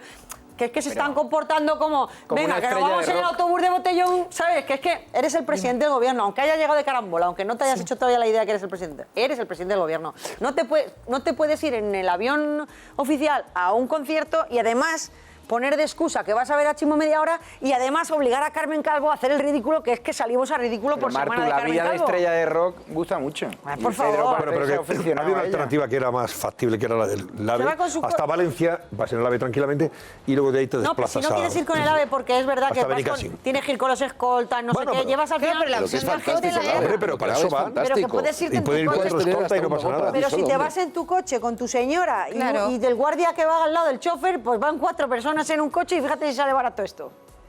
Sí, el problema es el precio, me gusta. No, pues por eso te quiero decir que pero además escucha, con toda la naturalidad, oiga, es un viernes, me voy de concierto, que yo también, los presidentes del Gobierno pueden ir al baloncesto. Es que tienen que ir, tienen que ir a conciertos, tienen que ir al salón. Es una torpeza que yo no entiendo cómo ha sido capaz de hacerla el presidente Sánchez. ¿Por qué? Con inconsciencia, porque al final la prensa iba a saber cómo ha llegado, a qué hora ha llegado, con quién ha estado. No es inconsciencia, es la sensación de impunidad, de yo ya he llegado a la Moncloa y a partir de ahora puedo hacer lo que quiera. Ya, pero esto tiene un peso. Bueno, de momento no estoy viendo... Influencia. Tampoco me parece que está teniendo mucho peso, porque creo que el escándalo hubiera sido escandalazo si lo hace otro. No, lo ha puesto Vicente Ordaz, ha puesto un ejemplo ya que es imposible que se cumpla. Pero es verdad, si esto lo hace Rajoy para ver, como decías tú, a Rafael o ahí en Santi Petri. Sí, efectivamente. Y se monta todo esto, esa parafernalia, y ve al presidente de la comunidad, en este caso hubiera sido Fabra, y ve al alcalde de Castellón, o a la alcaldesa. Le montan una... Este viaje ha costado... Lo que se está hablando hoy es de las notas y del máster de Pablo Casado. No de que el presidente del gobierno haya utilizado el avión oficial para irse a un concierto. Pero ¿sabes cuánto ha costado a los españoles este viaje? 15.000 euros. ¿Cuánto ha costado el asunto del máster a los españoles? Yo creo que 0 euros. No, pues se puede hablar de todos los temas. Y fíjate. Se puede hablar de todos los temas. La relevancia que se le está dando al tema del máster de Casado y la relevancia que se está dando por importancia y por relevancia, Martu. Yo te digo, yo creo sinceramente que cuando una cosa está mal, la haga Pedro o la haga Pablo, ¿sabes? Y a mí me importa que los políticos no toquen mi dinero. No solo es eso. Ni el dinero de los españoles. A mí que metan la mano en la caja me parece fatal, porque es mi caja. Pero que hagan trampas, que utilicen de las administraciones a su servicio, que tengan mamoneos y prebendas, y como decía Esperanza, mamandurrias, me molesta lo mismo. Se está presuponiendo. Cuando condenen a Pablo. No, si yo no estoy presuponiendo nada, te estoy diciendo que a mí me molesta la mamandurria. Esto que ha hecho Pedro no es un delito, pero es una mamandurria. Me molesta un montón. Pero a nosotros nos ha costado 15.000 euros de los recursos del Estado. No es un delito, pero me molesta la mamandurria, me molesta un montón. 15.000 euros. Y no le defiendo ni medio minuto. Y eso lo hace uno del PP y se lía la de Dios. Bueno, yo ya dije en Twitter que yo si fuera presidenta me iba en el avión oficial a todos los conciertos de Rafael, que soy muy rafaelista. Pero claro, por eso no soy presidenta, porque no mido, pero se supone que el presidente del gobierno debería medir, y esto es un error gordísimo, que parece que le está pasando poca cuenta, porque en otro momento político se lo hubiera llevado por delante. Está pasando poca cuenta por lo que te estamos diciendo, porque al final el foco está donde está y va a seguir. La izquierda tiene que estar un poco desorientada, ¿no? Tienes a Pedro Sánchez yendo en avión privado, al FIP, a Pablo Iglesias con un casoplón. No sé, yo creo que se están desorientando. Pues por eso a ver si son de derecha los líderes de la izquierda. Por eso la izquierda estamos fuera de los partidos. Yo otro día me fui a ver la casa de Pablo Iglesias, ya por pura curiosidad. ¿Ah, sí? Merece la pena, ¿eh? No está mal, no está mal. Lo digo, hace esquina, está enfrente del Parque Regional del Guadarrama. Y me gustó, la verdad es que me gustó, me pareció que tenía buen gusto. Ya es un lugar de culto para los cazaselfies. Bueno, a ver, Vicente, tú hablabas antes de una de las noticias que realmente te ha llamado la atención y también te ha indignado, ¿eh? El caso de esta doctora y de ese enfermero que han sido hoy condenados por no atender a una persona que había entrado en parada cardiorrespiratoria a 70 metros del ambulatorio donde ellos ejercían, en la localidad madrileña de Tres Cantos. Esto ocurrió en 2015. Ninguno de los dos sanitarios acudió a socorrer a esa persona, un hombre de 53 años, pese a que fueron requeridos para ello de manera insistente por el hijo de la víctima y también por dos policías locales. Bueno, pues no abandonaron el centro de salud y no pudieron atender a esta persona que falleció. Raquel Caldas, cuéntanos lo que pasó en 2015 y que ahora ha sido juzgado y condenado. Venga. Pues sí, fue el pasado 12 de diciembre de 2015, como dices, Antonio. La víctima, un hombre de 53 años, estaba jugando al pádel aquí con su mujer y con su hijo y cayó desplomado de un infarto, haciéndose además una herida abierta en la cabeza cuando cayó. Un testigo llama al 112 en ese momento, pide ayuda, mientras que su hijo acude a este centro de salud que está apenas a unos 70 metros a pedir ayuda. Le cuenta los síntomas a un enfermero que le pide que lo acerque en su coche, pero el hijo se niega porque dice que la gravedad de su padre no es para trasladarlo así. El enfermero se le dice a su vez a un médico que también se niega a salir y atenderle porque asegura que no pueden hacerlo si no tienen el permiso del jefe de guardia.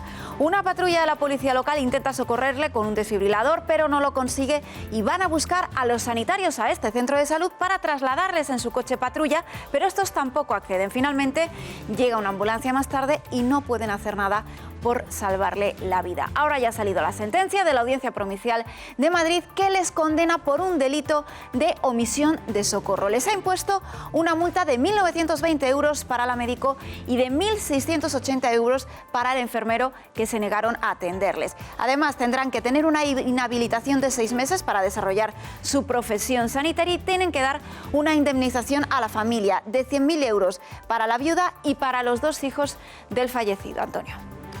Bueno, tenemos al abogado de la familia de la víctima, a don Carlos Sardinero, que es especialista en este tipo de asuntos y que nos puede contar algún detalle más en relación con el caso, que realmente no solamente nos resulta sorprendente, sino también indignante. Sorprendente porque alguien que está muriéndose no sea auxiliado precisamente por dos personas relacionadas directamente con el mundo sanitario y que desde el punto de vista del juramento hipocrático parece que están obligadas a ello, y cuando están a 70 metros, aunque estén en su ambulatorio, ya nos llama la atención. Y luego resulta indignante que eso haya podido pasar y no se le haya dado la oportunidad a esa familia de disfrutar del padre todavía, porque a lo mejor podía haber sido salvado. Don Carlos, buenas noches. Hola, buenas noches. Bueno, en primer lugar, la sentencia ha sido de conformidad, ¿no? Tras alcanzar un acuerdo entre las partes sin que se llegase a celebrar el juicio además por el procedimiento del jurado. Esto tiene que haberse sustanciado en principio en una vista oral con jurado popular, ¿verdad? Efectivamente, esa fue la estrategia que marcamos desde un principio, porque podíamos haber calificado los hechos por homicidio por imprudencia profesional y sin embargo decidimos calificar los hechos por omisión del deber de socorro para que efectivamente este suceso lo conociera un tribunal de jurado popular. Y al final se llega al acuerdo porque me imagino que la familia de la víctima decide que no quiere ir hasta las últimas consecuencias, llevarlo hasta las últimas consecuencias. Dice, si llegamos a un acuerdo entre las partes, nos ahorramos la vista oral y el juicio. Sí, nos ahorramos la vista oral porque realmente por medio del acuerdo se ha llegado a las últimas consecuencias, se ha establecido la pena que describe el tipo penal, precisamente porque tanto el enfermero como la doctora implicada en estos hechos realmente después de una instrucción de 3 años estaban bastante acorralados. Bueno, cuéntanos, vamos a ver, este acuerdo de conformidad significa que la familia de la víctima estaba de acuerdo en la condena que al final tienen que asumir, tanto la doctora como el enfermero, y tanto la doctora como el enfermero también están de acuerdo con eso que se les impone como pena. Efectivamente es una condena que se pacta entre el Ministerio Fiscal, la acusación particular y las defensas de los dos acusados. Entonces llega un momento en la instrucción que se termina, se finaliza la instrucción y al dictar el auto de apertura de juicio oral y elevar las actuaciones a la audiencia provincial, pues los implicados en el proceso, los acusados, se dan cuenta de que, bueno, pues como decía antes, tienen poco margen de actuación porque la instrucción ha dejado en evidencia cuáles han sido los sucesos. Entonces ya se llega a una realidad sobre lo que realmente ha sucedido y en ese momento ellos son los que proponen el acuerdo. Se establecen las penas, como he dicho antes, que establece el Código Penal y lo que se maneja es una indemnización. La indemnización era lo que quedaba y no se establece en función del fallecimiento, porque como he dicho antes, no se acusa por un homicidio por imprudencia profesional, no se les está imputando el homicidio, se les está imputando la falta de solidaridad, la falta de humanidad en una sociedad civilizada como la nuestra, ante unos hechos que resultan absolutamente increíbles, y esa falta de humanidad es lo que sanciona la omisión del deber de socorro, que es una omisión para los facultativos, que es un delito especial que solo puede cometer el enfermero o un médico, un profesional de la medicina, que es un tipo cualificado que establece una pena más agravada que la omisión común y que además, como digo, es un delito especial por ese motivo. Pues entonces por eso le pregunto, señor Sardinero, sorprende que probablemente la familia de la víctima no haya querido ir a una vista oral con jurado, teniendo en cuenta que, en fin, esos hijos, esa viuda, sí, pero en la vista oral podían estar extraordinariamente indignadas, enfadadísimas del proceder de estas personas que no atendieron al marido, vamos, y al padre.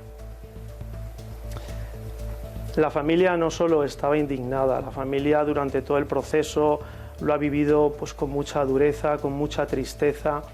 Sin embargo, cuando ha terminado el proceso mediante este acuerdo, reconociendo qué mejor final para este procedimiento que reconociendo ellos y no manteniendo su inocencia, que reconociendo los acusados que han cometido un delito.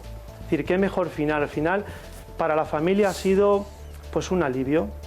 Son capaces de pasar página y tienen el reconocimiento de la Fiscalía, el reconocimiento de la audiencia, se ha valorado con justicia la realidad de los hechos y además se ha reconocido por parte de los acusados. Y si hubiéramos acudido a una vista oral, no habríamos obtenido una pena mayor, porque es la que determina el tipo. Entonces, ante ese escenario, creíamos que lo más conveniente, en vez de sentarlos en el banquillo, era finalizar esto porque era agobiante para todos. Era una herida abierta para la familia. Realmente la familia está muy triste porque se ha reconocido que ha habido una conducta que no es una negligencia, es una conducta dolosa, porque deliberadamente ellos decidieron no asistir al paciente, y ha finalizado con una condena que a la familia realmente le satisface, como he dicho antes, porque se ha valorado con justicia la realidad de los hechos, pero también les produce lógicamente mucha tristeza porque lo han vivido con mucha intensidad. Recordemos que el hijo fue el que en primera instancia acudió a pedir socorro al enfermero y la doctora y se lo negaron sin ninguna causa justificada. Volvió llorando a atender a su padre, le estaban reanimando unos amigos, la policía local le estaba reanimando con una reanimación básica, sin aportación de oxígeno.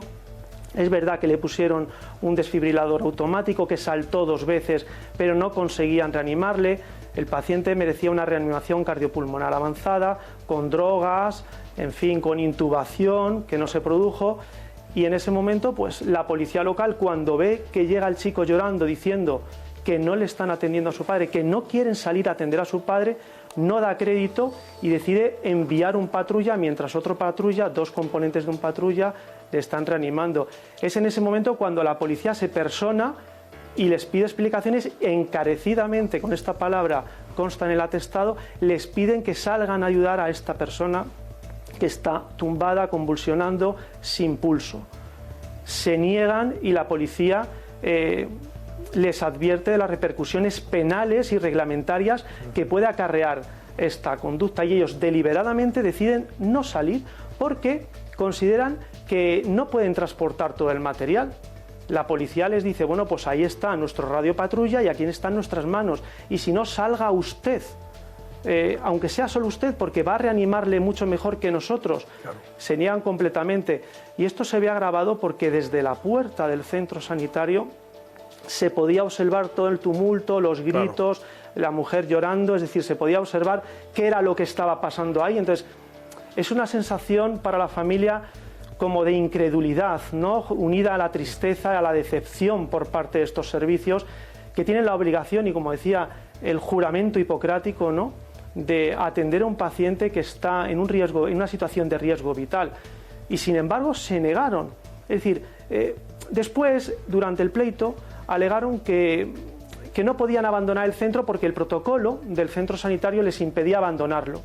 Bueno, esto no es un abandono del centro para asuntos propios, esto en todo caso sería prolongar, claro, la asistencia del centro a una situación que además tienes controlado el centro y podía, porque lo estás viendo. No tenían ninguna situación de emergencia, no tenían riesgo para terceros y podía, en último caso, haber salido uno de los facultativos y el otro quedarse en el centro. Pero se hicieron fuertes dentro sin ninguna causa que lo justifique y decidieron no atender a una persona que estaba ante un riesgo vital, en parada cardiorrespiratoria, observándolo su mujer, que no sabía qué hacer, el hijo también, todos los amigos.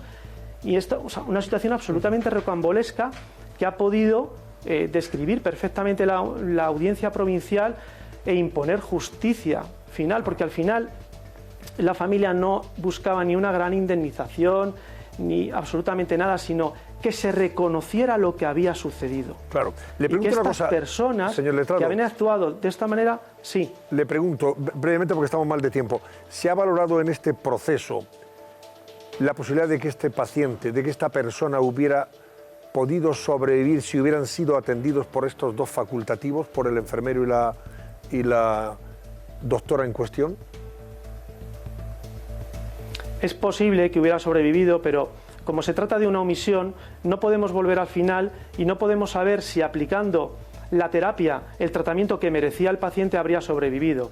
La verdad que tenía un infarto importante y posiblemente habría fallecido. Por eso nosotros la estrategia no fue acusar por homicidio, por imprudencia profesional grave, porque realmente podrían haber salido absueltos por el principio de presunción de inocencia. Entonces, la estrategia que montamos fue omisión del deber de socorro. No necesito demostrar que habría sobrevivido. Sencillamente has omitido el deber de socorro, claro, y respondes por este delito. Don Carlos Sardinero, señor letrado, defensor del paciente, gracias y muy buenas noches. Enhorabuena. Muchas gracias. Muchas gracias. Buenas noches.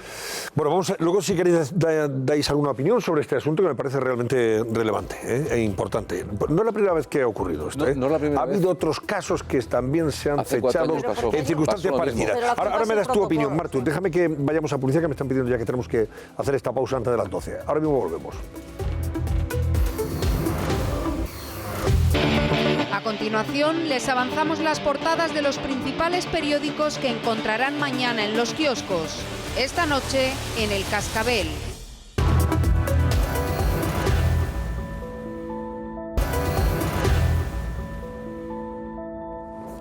A ver, venga, que querías hablar del tema Vicente o Martu. ¿Qué le pasa a una persona por la cabeza para ver cómo muere un ser humano a 70 metros y no salir a ayudarlo? O sea, es que es un caso completamente incomprensible. Es decir, por humanidad, por el juramento hipocrático, por piedad, por lo que sea, sales. Es que da igual que te puedan echar del trabajo, es que da lo mismo. El centro médico, imagínate en el estado en el que estaba. Pero imagínate que te dicen que te va a echar del trabajo y tú ves a una persona muriéndose. O sea, cualquier persona, cualquier ser humano sale. Es terrible. Es incomprensible. Si la prueba de que es un error, o sea, que ellos luego se tienen que haber arrepentido de eso, es que lo han reconocido, ni siquiera han querido ir a juicio porque saben que lo han hecho mal. Pero que digo, pasa en más ocasiones de las que nos queremos, solo que no con resultado tan terrible, porque hay un protocolo que prohíbe a los médicos y a los enfermeros salir del centro de salud en jornada laboral si no tienen la autorización escrita del jefe. Claro, yo eso lo entiendo, pero para si una persona está tosiendo fuera. No. Martu, pero yo, por ejemplo, que no sé nada de medicina, veo a una persona que se está muriendo y voy a ayudar. Que no lo estoy defendiendo, solo digo que en otros se ha dado el caso, en otros sitios, y pasa eso, que en los trabajos todos sabemos, cada uno está sometido a las tensiones que está, tiene jefe más buenos, menos buenos, hay buenas personas, malas personas. Aquí se debe haber juntado un poco de todo. Estos que no deben ser muy buenas personas, que tendrán un jefe de los que estaban muy encima y han dicho que yo no me quiero meter en líos. Pero, chico, que se está muriendo hay un señor, ¿sabes? No hay lío más grande que se muera alguien, ¿sabes? Vas y lo ayudas, pero a lo mejor lo que tiene que hacer Sanidad es eliminar ese protocolo. Pero es que la policía les amenazó. Ya les dijo, van ustedes a ir a la cárcel. Yo no puedo entender que ese protocolo llegue al extremo en su aplicación y también lo asuman estos facultativos con ese rigor. Pero por eso quítalo. Y ese celo, pero vamos a ver, quítalo. pero si se está muriendo una persona a 60 metros... No digo eso, sino que está viendo lo que decía el abogado. Es que estaba viendo, el abogado... ¿Cuántas veces hemos ido a un avión y le ha dado un infarto allí a uno y ha entrado un médico? No hablo de eso. Ahora mismo tú te caes en un centro, al lado de un centro de salud, te caes y te haces un corte pequeño, ¿vale? Estás sangrando y no salen a atenderte por el tema del protocolo. No, Martu, pero no te vas a morir. No es lo mismo. Pero señor, quita el protocolo, que salgan igual. Que o tienes que estar desangrándote en la calle. ¿Entiendes? Que el protocolo es malo, que lo quiten. Este caso es aparte. Yo hablo de que pasa en muchos centros de salud que no atienden y se queja la gente. Lo que te está diciendo es que el protocolo es, no se vaya usted a Cuenca a atender a alguien, pero está a 70 metros. Es que está en el radio de acción, tardas 2 minutos. El protocolo es una memez porque en realidad no es para esto. El protocolo está pensado para que no te vayas a hacer la compra al supermercado de enfrente ni a tomar un café en el bar. Que estés toda tu jornada en tu puesto de trabajo. Nadie pero te vamos, va como casi todos los españoles tenemos por salir a socorrer a una persona que se está muriendo. Pero que, quiero decir, y la condena es leve, 6 meses de inhabilitación, a mí me parece muy baja. No, la condena es leve porque solo porque es por la omisión del deber de socorro. Me parece gravísimo. Espera, la omisión del deber de socorro, solo si me caigo y tropiezo y no me haces caso, también es omisión del deber de socorro. No me he muerto, solo, ¿entiendes? Lo explica muy bien el abogado. Podían haber intentado el homicidio imprudente. Y entonces ahí sí que hubiera como mínimo 2 años de cárcel. El problema es que el homicidio imprudente hay que probarlo. Que el hombre hubiera muerto igualmente, o sea, no hubiera muerto si tú le ayudabas. Entonces, por eso han ido a la omisión de socorro, que pone de manifiesto que son 2 malas personas. 2 malas personas. Tú estás viendo morir a alguien y no vas, eres mala persona. En 6 meses volverán al centro sanitario y espero que en esta ocasión sí socorran a una persona que se está muriendo en la calle. Escucha, yo creo que habrán escarmentado, ¿eh? Yo también creo que habrán escarmentado. Quiero decir, eso te tiene que quedar en la conciencia para siempre, ¿eh? Eso te tiene... A ver, por muy mala persona que seas, eso te tiene que quedar en la conciencia. Pero que llegue la policía a tu puesto de trabajo. Que sí. Que te diga que tienes que salir y yo no creo que haya sido cuestión de ser mala persona, sino una falta de la policía y no salimos. Todo el mundo pidiéndoles que salgan y no salir. Lo que está diciendo, que lo veían desde la puerta, ¿sabes? Que dices, ya no son los que te lo están diciendo, es que la angustia de ver... Oye, el otro día se cayó un señor en el metro, redondo, lo sacaron fuera, estaba convulsionando y vino corría un montón de gente, enseguida vino un médico, Claro. 2 chicos que parecían que sabían lo que hacían porque le pusieron en buena postura y tal. Es verdad Pues que el SAMUR no apareció en media hora, que es lo que pasa en Madrid, que te puedes morir sin que venga el SAMUR a atenderte. Pero bueno, allí todo el que pudo echó una mano. Pues, si tienes conocimientos médicos y ves a alguien un poco más allá a punto de morirse, yo qué sé, te lo pide el cuerpo, Sí. ¿no? Ir a ayudar. Por eso digo que es una cosa muy rara, que no entiendo cómo se ofusca.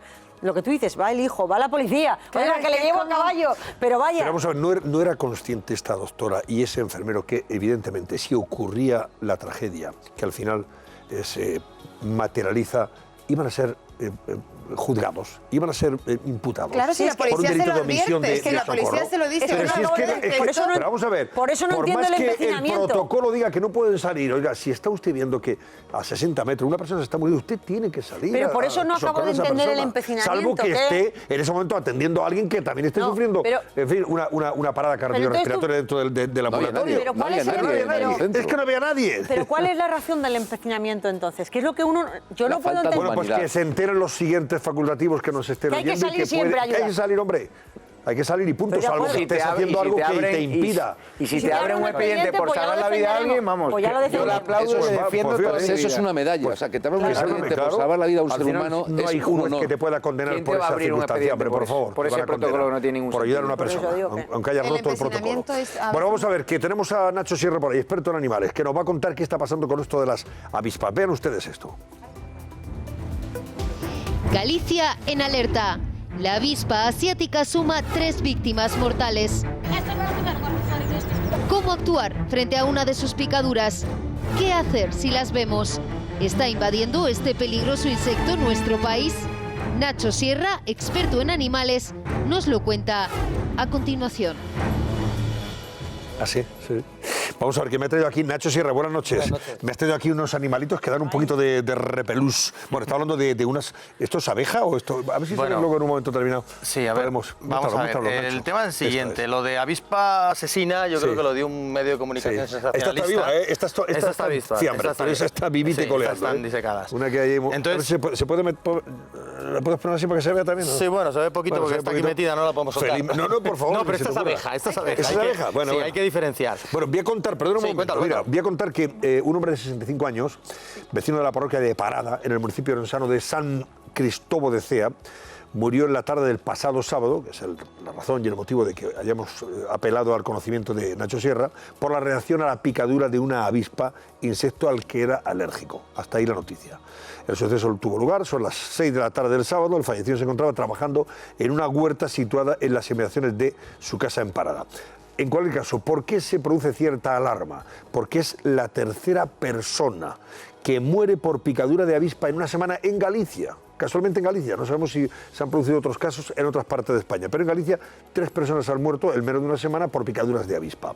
El primer caso se produjo en Viveiro, el pasado día 14, a consecuencia de la picadura de una avispa autóctona, o sea, una avispa de las que tenemos en casa, de las de toda la vida.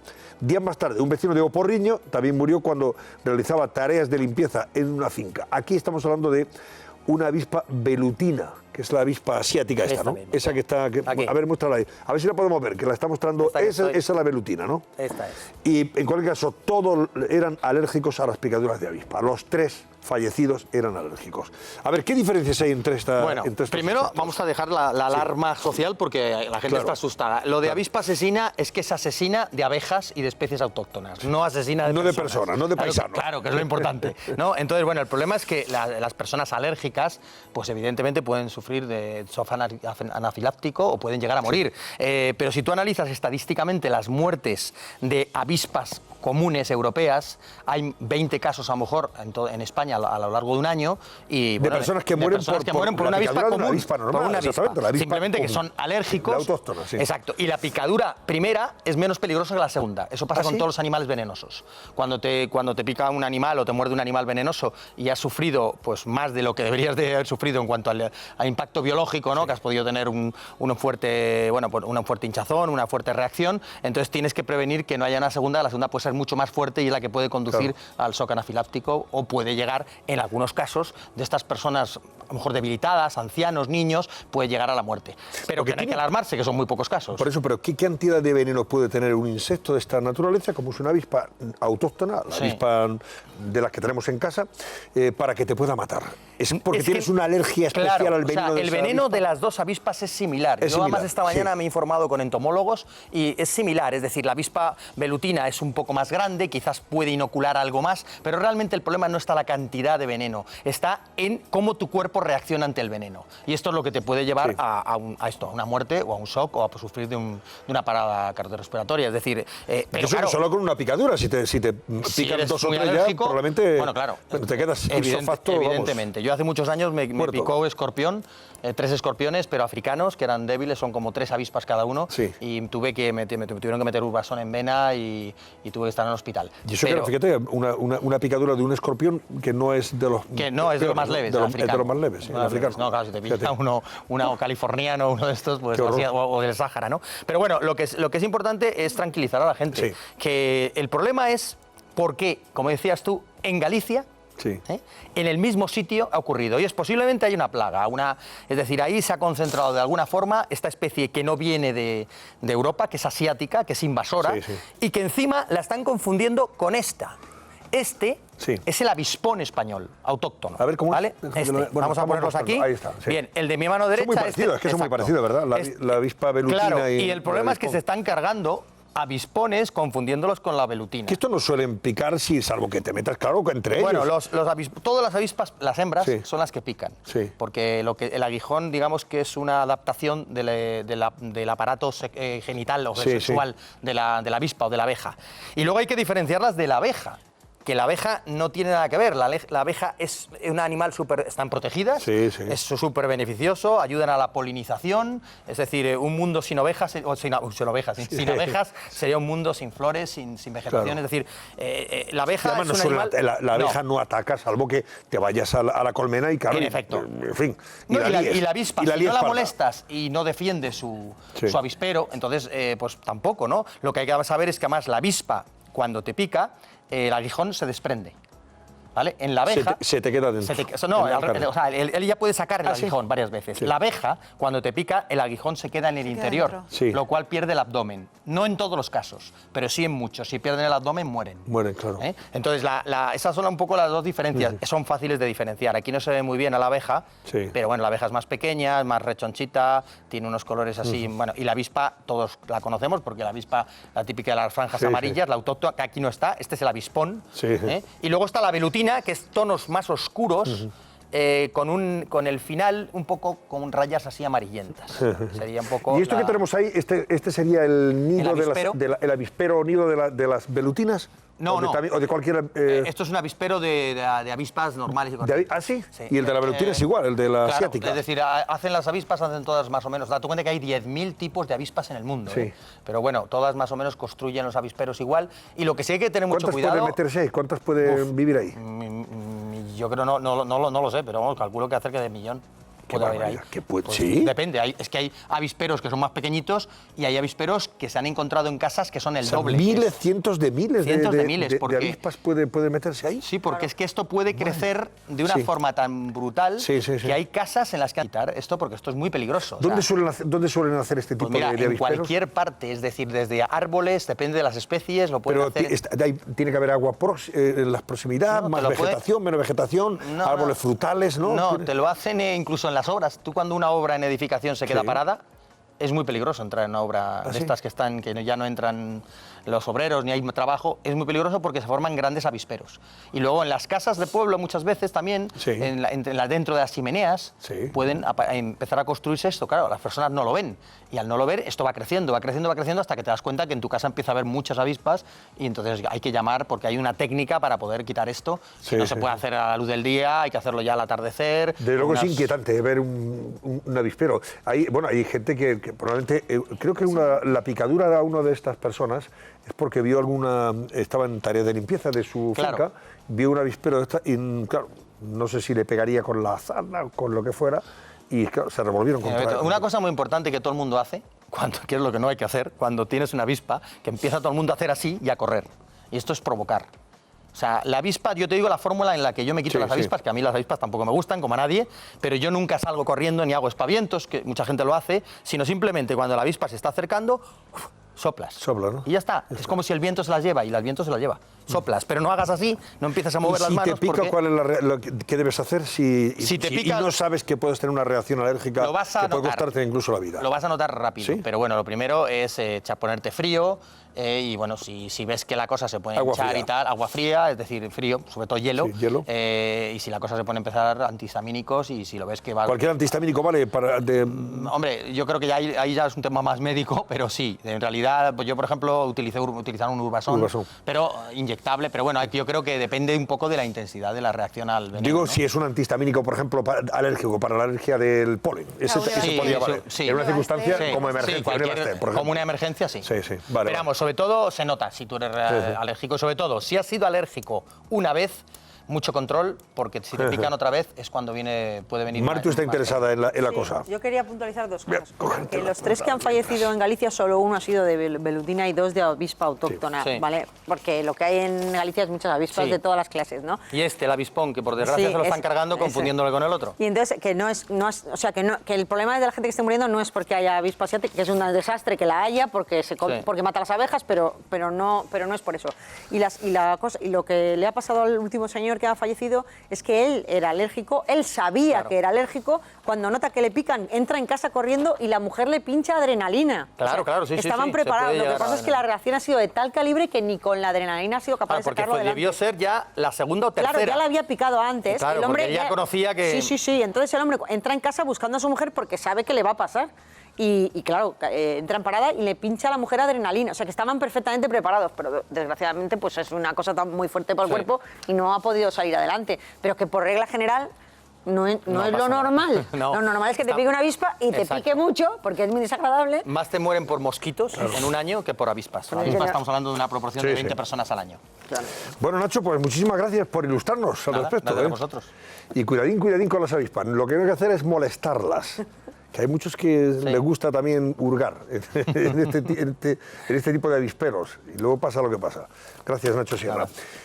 María Ruiz, ¿qué quieren mostrarnos? ¿Qué imagen quieren mostrarnos? Que creo que es bastante interesante. Es bastante impactante porque parece más un superhéroe que un hombre. Es un hombre que está volando sobre una tabla a más de 160 kilómetros por hora. La imagen... ¿Volando? Bueno, parece el malo de Spiderman, Antonio. Claro. Bueno. El Duende Verde. Pero vamos, esto vamos, te presentas en Benicassim en un Plus Plus. Parece el futuro, Antonio, parece el futuro, pero no. Está pasando hace un par de días. Este artefacto, que parece del futuro, tiene una tecnología similar a la de los drones. Se trata de una tabla con un tanque de combustible y un control remoto. Parece muy simple, pero el combustible es el que utilizan los jets.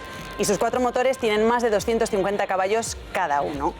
Sus creadores aseguran que se necesitan, Antonio, entre 50 y 100 horas para aprender a pilotarlo.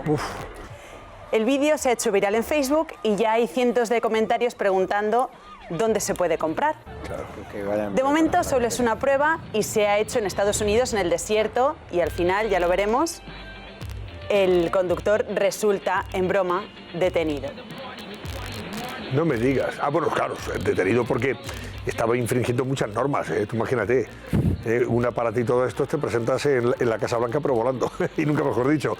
¿Qué autonomía tiene? ¿Se ha dado algún dato sobre técnicos de...? El vuelo duró 40 minutos. 40 minutos, ¿no? A más de 160 kilómetros por hora. O sea, que puedes recorrer, haz un cálculo, Vicente, tú que eres de ciencias.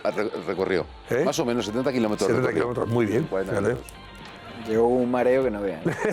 Hola, yo no me veo ahí, Pues esto acaba con el tráfico, O sea, aquí vemos la detención del hombre. No se encuentra tráfico, pero se puede encontrar algún cable de alta tensión y no veas la alegría que te da.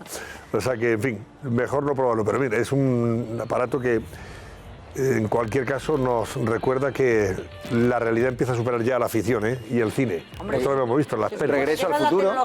Claro, esto es Regreso al Futuro, la película de Regreso al Futuro. Que los coches vuelen. Es la tecnología que va a hacer que los coches vuelen, pero todavía no llega. Si vuela ese patín, esa especie de patín, pues ¿qué no va a volar un coche? Pues 20 años. De momento es difícil porque el tanque que necesitan es tan grande que no lo hace. O sea, todavía no hemos diseñado un combustible y un motor que con poca cantidad de combustible combustible y el motor tenga la potencia suficiente. Y a ver qué tipo de combustible, porque si no luego Carmena no te deja entrar en el centro. Eso también, que vas contaminando y vas a ir tú por el aire y resulta que no te va a dejar, pues mira, ponerlo de negocio, ¿eh? Eso sí, que se te cala el motor y te pegas un batacazo. Yo otro día estuve con un conocido tuyo, Antonio, que tiene ya un coche que lo mueve con su móvil, curiosamente. ¿Quién?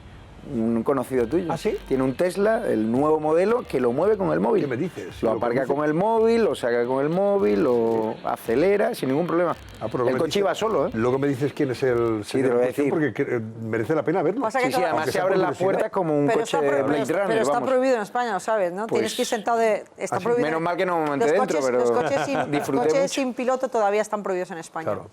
Bueno, solo hice una maniobra de estacionamiento. Por eso te chulo y dices... Maniobra de estacionamiento y de prueba, que se llama, ¿no? Sí. De exhibición. Y de farde. Eso era para fardar. Bueno, vamos a ver las portadas. Portadas. El País titula: el Partido Popular bloqueará el plan presupuestario de Pedro Sánchez en el Senado. Pablo Casado se estrena en la oposición al gobierno con el veto a los objetivos de déficit y al techo de gasto. Es verdad que hoy ha dicho que no va a aprobar el techo de gasto. Ciudadanos tampoco, ¿eh? Ha dicho también Rivera en ese sentido que Sánchez tiene a sus amigos, a los que le han llevado a la Moncloa, que apele a su apoyo para sacar adelante el techo de gasto. Con él que no cuente. Puigdemont ya no tiene amigos. Sí, ahora está también la cosa no tiene fea. amigos suficientes. Sí, porque mira, dice también el País que el giro del Partido Democrático de Cataluña, que es el partido de Puigdemont, pone en riesgo la estabilidad del gobierno. Ya ha dicho Puigdemont que a partir de ahora, por ejemplo, pone en libertad a los presos, como dice él, o no hay nada que hacer, que ya no va a apoyarle nunca más en el Congreso, ni en el Senado, pero bueno, pues sobre todo en el Congreso, a Pedro Sánchez. Vamos a ver en qué queda la cosa. También habla el País de las amenazas de Trump que disparan la tensión con Irán. El mandatario advierte de consecuencias que pocos han sufrido en la historia antes. La verdad que da también miedo, ¿eh? ¿Cómo le gusta Es que eso Irán de... ha amenazado con hundir barcos en Hormuz, con lo cual se bloquearía todo el petróleo de Oriente. Claro. Y eso provocaría una subida del petróleo de manera brutal. Claro. Estamos en una situación internacional muy grave. Muy delicada, grave, sí. Muy delicada. Calculan que con 3 buques pueden cerrar Hormuz. Es decir, los hunden y ya no hay petróleo. Ya no hay petróleo de todo. Desde el punto de vista estratégico, Hormuz fue una de las obsesiones que tuvo Adolfo Suárez de la política internacional. Estaba obsesionado. Entonces, claro, en aquel momento ya se valoraba lo que podía significar estrangular el estrecho de Hormuz. Acabábamos, cortabas el grifo del petróleo para todo Occidente. Y entonces Suárez estaba obsesionado con aquel tema y desde el punto de vista estratégico y político lo comentaba muchísimo y era de lo que más valoraba dentro del ámbito internacional, ¿no? Nosotros estábamos a años luz en las prioridades en materia de política internacional, porque nos interesaba más lo nuestro, estábamos metidos de hocicos en la transición y lo que preocupaba y ocupaba era el día a día, ¿no? Pero es verdad que desde el punto de vista internacional ya entonces era un asunto que era muy inquietante, ¿no? Vamos a ver, que dice también el País que Ryanair prepara despidos si prosigue la huelga. Y queremos conocer, Raquel Caldas, estás por ahí, a ver si nos cuentas enseguida el calendario de las huelgas aéreas. Por no solamente Ryanair, es la que está en esa tesitura. ¿Podemos hablar de esa huelga, Raquel? ¿O después? Venga, pues adelante, Raquel, vamos con ello. Calendario de huelgas. Si tienen previsto irse de vacaciones y coger el avión, sepan que les puede pillar alguna de estas. ¿No tenemos todavía esa posibilidad? Bueno, pues después vamos con ABC. Portada ABC dedicada a Rajoy y a Pablo Casado. Los ven ustedes ahí sentados en el despacho del nuevo presidente, que es el del antiguo presidente. Y se han visto hoy las caras, hora y media de reunión en Génova. Relevo con Rajoy en Génova, las prioridades de Pablo Casado, Cataluña e integrar al sorayismo. Así se lo ha dicho a Rajoy. El nuevo líder del PP va a celebrar su primer comité ejecutivo este jueves en Barcelona, donde va a anunciar a su secretaria general, porque parece que va a ser una mujer. Y mañana se reunirá con Santa María para coser las heridas del Congreso y ofrecer puestos en la dirección del partido a gente del equipo de Soraya Sáenz de Santa María. En su portada 2 de titulares, ABC habla del nuevo Partido Democrático de Cataluña, que complica la gobernabilidad a Pedro Sánchez. El partido del señor Puigdemont pues ya ha amenazado a Sánchez de que no le va a apoyar si no da pasos para que estos puedan ir hacia la independencia de una forma clara y nítida. Incertidumbre por la votación de Radio y Televisión Española en el Congreso. Claro, vamos a ver si ahora cumple esa amenaza. Española empezó muy mal. Y va a peor. Efectivamente, iba a peor. Claro, porque ahora tiene que votarse la propuesta de nuestra Rosa María querida Mateo. Rosa María Mateo, Pero efectivamente. Rosa María Mateo como administradora única. Y si estos señores del PDK dicen que no apoyan, esto no sale tampoco. Porque el PP no creo que lo apoye y no lo va a apoyar tampoco Ciudadanos. El Partido Popular ni Ciudadanos va a apoyar. No, claro, no apoya. Pero es que os acordáis cuando las malvadas personas resentidas como yo advertíamos de que con 84 diputados no se puede ni se debe gobernar y nos decían de todo porque yo era porque odiaba a Pedro Sánchez, pero al final las matemáticas que son tremendamente obstinadas y la realidad que se impone siempre se impone. Y es que esta legislatura está agonizando. Sí se puede gobernar bajándote los pantalones ante los independentistas. Ni aunque te los bajes, porque cuando te los bajas, si te lo bajas por un lado, lo que tapas por un lado lo descubres por el otro. Si esto no hay manta para taparse que entero. Los presos independentistas a la calle van a salir. No puedes a la calle. sacarlos a la calle porque no puedes ni prevaricar, ni delinquir, que esas cosas no puedes. Bueno, dice... y si tienes 80 millones y estos te piden 20, aquellos 60, aquellos 50, como no hay millones para todos, si se los das a estos, te dejan de apoyar estos. Con 84 diputados y un montón de fuerzas políticas, además ni siquiera coincidentes ideológicamente. No, y con un Puigdemont que vive, que es cierto, lo apuntaba antes Martu fuera de cámara, es un... Puigdemont vive muchísimo más cómodo teniendo en la Moncloa al Partido Popular. Hombre, evidentemente. Ahora muchísimo mismo, más cómodo. Para Puigdemont lo mejor que podría pasar es que cayera el gobierno de España otra vez inestabilidad y barullo y después que el que estuviera en el gobierno de España porque fuera eso es lo Casado único que quiere, no va a llegar a ningún acuerdo, la derecha, ultraderecha, otra vez está en Moncloa y atenta contra Cataluña y nos odia y ahí estamos otra vez con el circo vuelta y vuelta, ¿sabes? Porque es verdad que Pedro Sánchez los tiene descolocados. Porque dice, te acerco a los presos, te reúno aquí, y entonces ¿cómo se van a quejar por el mundo de que los estamos maltratando? Porque los españoles somos muy malos y los maltratamos. Si el presidente te recibe y te regala un libro y te trata súper bien, pues es mejor que haya un presidente que no te trate tan bien, eso es de perogrullo. Bueno, destaca también ABC que el Iberia ha bautizado a su nuevo Airbus A350 con el nombre de Plácido Domingo. Anda. Y esto nos recuerda a estas huelgas aéreas que se anuncian. Ahora sí nos va a informar Raquel Caldas, del calendario de huelgas en el aire. Venga, cuéntanos, Raquel, y así nos pone sobre aviso. La verdad es que está la cosa complicada porque mañana mismo comienzan las huelgas y tenemos un verano calentito, como por otro lado suele ser costumbre. Vamos a repasar cuál es el calendario que tenemos por delante. Como les digo, a partir de mañana, 25 y 26, esa huelga que estabais comentando de cabina de Ryanair, que va a afectar a 400 vuelos, 200 cada día, muchos de ellos en nuestro país. El día 27 y 28 de julio también vuelve a haber huelga de personal de tierra de Iberia en el aeropuerto del Prat, en Barcelona. Una huelga que está previsto que afecte a 2.000 trabajadores. Y al día siguiente, el 29 de julio, huelga de personal de tierra de la red de AENA, que va a afectar a 60.000 empleados. Varias huelgas en el mes de julio, pero también vamos a ver huelgas en el mes de agosto. Aquí las tenemos, el 3 y el 4 de agosto, unas fechas en las que va a salir también mucha gente. Huelga de personal de tierra de Iberia en el Prat, de nuevo, al igual que el 28 de julio. Pues ya saben ustedes, si tienen previsto viajar esos días en avión, pueden encontrarse con alguna sorpresa desagradable y quedarse en tierra. Volvemos enseguida y seguimos con el repaso a las portadas y a los titulares. Hasta ahora mismo.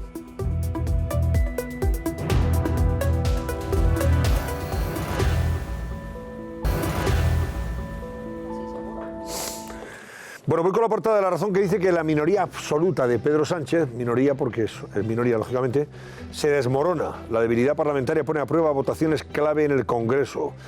El Partido Democrático de Cataluña de Puigdemont ha advertido de que endurecerá la postura con Moncloa y amenaza con vetar la renovación de Radio Televisión Española.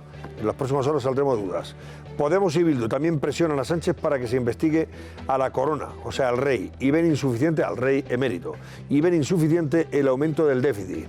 Y a cambio de que se investigue o no al rey, por ejemplo, pues van a votar cosas a favor o en contra.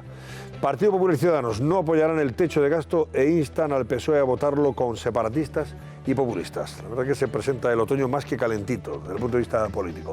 Foto de portada también para Rajoy y Casado en ese despacho en Génova. Casado ofrecerá a Santa María pactar los candidatos del año 2019, o sea, los candidatos del próximo año, cuando se celebren elecciones municipales y autonómicas, y prioriza la renovación del PP catalán para ganar espacio a Ciudadanos.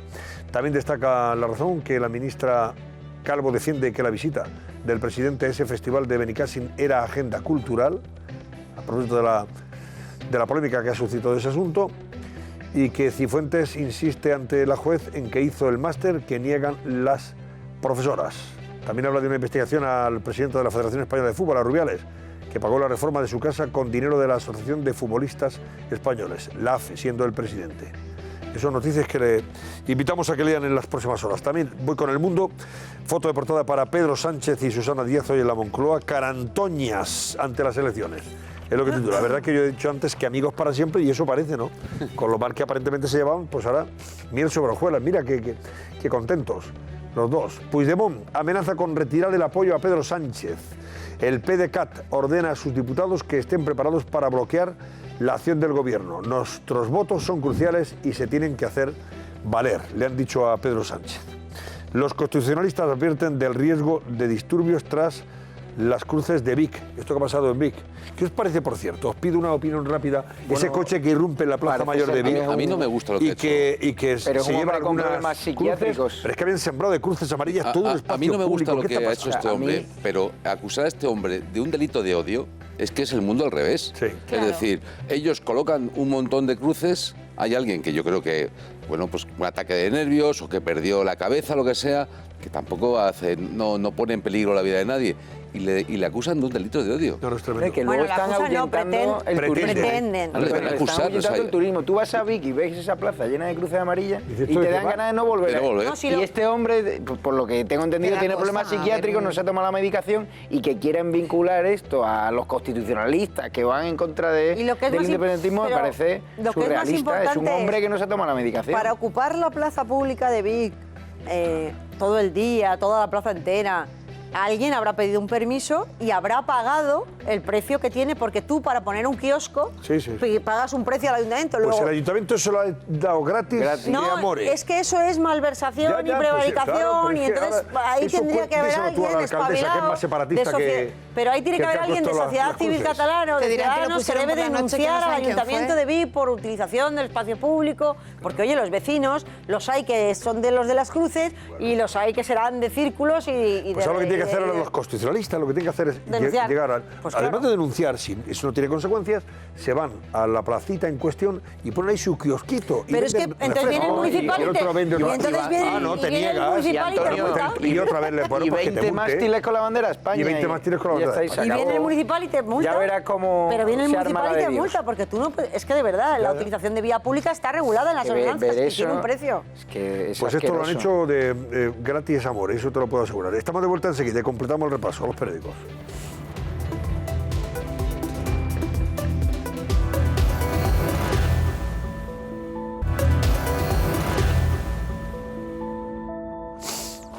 Bueno, vean ustedes más titulares de la portada del Mundo. Casado vetará en el Senado el plan de gasto del gobierno, titula. Considera que los nuevos objetivos de déficit aumentarán el endeudamiento. El Ejecutivo le exige que apoye el acuerdo alcanzado con la Unión Europea. También habla de la juez que dice que no constan los trabajos del máster de Casado. Otros titulares: Calvo justifica el viaje en avión oficial de Pedro Sánchez por su agenda de noche. El presidente asistió a un concierto en el Festival Internacional de Benicàssim. Y también habla de cómo se detectan cómo los Pujol hacían negocios en la Generalitat de Artur Mas. La policía denuncia una cita con un fondo israelí. La Vanguardia: Puigdemont avisa a Sánchez que le pondrá difícil su apoyo. El expresidente se hace con el control del grupo parlamentario en el Congreso. Y Artadi defiende que el Partido Democrático de Cataluña y Esquerra se hagan valer en Madrid, o sea, que no apoyen a Sánchez. También habla de Díaz, que recibe oxígeno en la Moncloa. No, recibe oxígeno en la Moncloa. Yo creo que el que más oxígeno recibe en este caso también es Pedro Sánchez, ¿no? Es oxígeno mutuo. Dice, Díaz recibe oxígeno en la Moncloa, también Sánchez recibe el oxígeno de Díaz, ¿no? No, pero lo cierto es que es verdad que volver a Andalucía en previsiones de una campaña electoral con 400 y pico de millones y habiendo zanjado la pelea con Madrid, que eso te quita muchos votos, es bueno para Susana de cara a las próximas elecciones. A mí me parece que ha hecho bien en venir y que ha hecho bien en recoger lo que le han dado. Y Pablo Casado, que lleva su ejecutiva a Cataluña, a Barcelona, que considera su prioridad. Destaca también la Vanguardia. Si entran en la página web de COPE a esta hora de la noche, van a ver, entre otras noticias, que el gobierno justifica el viaje en avión oficial de Pedro Sánchez al Festival Internacional de Benicàssim con la frase de la ministra Calvo: tuvo una agenda cultural por la noche. Magnífico. Lo de tuvo una agenda cultural por la noche va a generar guasa hasta en el cielo de la boca. Lo de Carmen Calvo es de verdad. Guasa, mucha guasa. También habla de la brutal ironía de Herrera sobre el viaje de Sánchez al Festival de Benicàssim en avión presidencial. El presidente revistió de viaje oficial, su asistencia al famoso festival acudiendo antes al Ayuntamiento de Castellón. Y eso ha valido para que Carlos le haya dedicado algunas frases irónicas y asuntos sobre el nuevo presidente del PP. La Universidad Rey Juan Carlos no encuentra los 4 trabajos del máster de Casado y algunas de las noticias relacionadas con su primer día al frente del Partido Popular. Casado refuerza sus intenciones de unir al partido con un encuentro con Rajoy. En fin, noticias que les invitamos a que lean hoy. ¿Y qué va a ser hoy noticia, por cierto, Raquel Caldas? Cuéntanos. Pues sí, vamos a estar muy pendientes de los migrantes. ¿Y por qué? Porque van a dar explicaciones. ¿Quién lo va a hacer? Pues lo va a hacer la ministra de Migraciones. Va a explicar la situación de la inmigración y la emigración en nuestro país. También estaremos pendientes de nuevo de Cataluña. La interventora general de la Generalitat va a declarar por los gastos en los preparativos del 1 de octubre, en el que ella aseguró que no se había empleado ni un euro. Y ojo, porque tendremos también un caso muy sensible, el de la mujer que ha sido indemnizada, Ángela González, que tuvo que ser indemnizada por el Estado tras la condena del Supremo después de que su exmarido asesinara a su hija a pesar de tener una orden de alejamiento. De todo ello hablaremos hoy. Muy bien. ¿Cómo ha cerrado el barómetro, María Ruiz? Antonio, recordemos que preguntábamos a nuestros espectadores si preferirían a Pablo Casado o a Pedro Sánchez como presidente del Gobierno. Un 77,3% de ellos preferiría a Pablo Casado, el 22,7% a Pedro Sánchez. Parece que nuestra audiencia lo tiene claro, Antonio. Muy bien.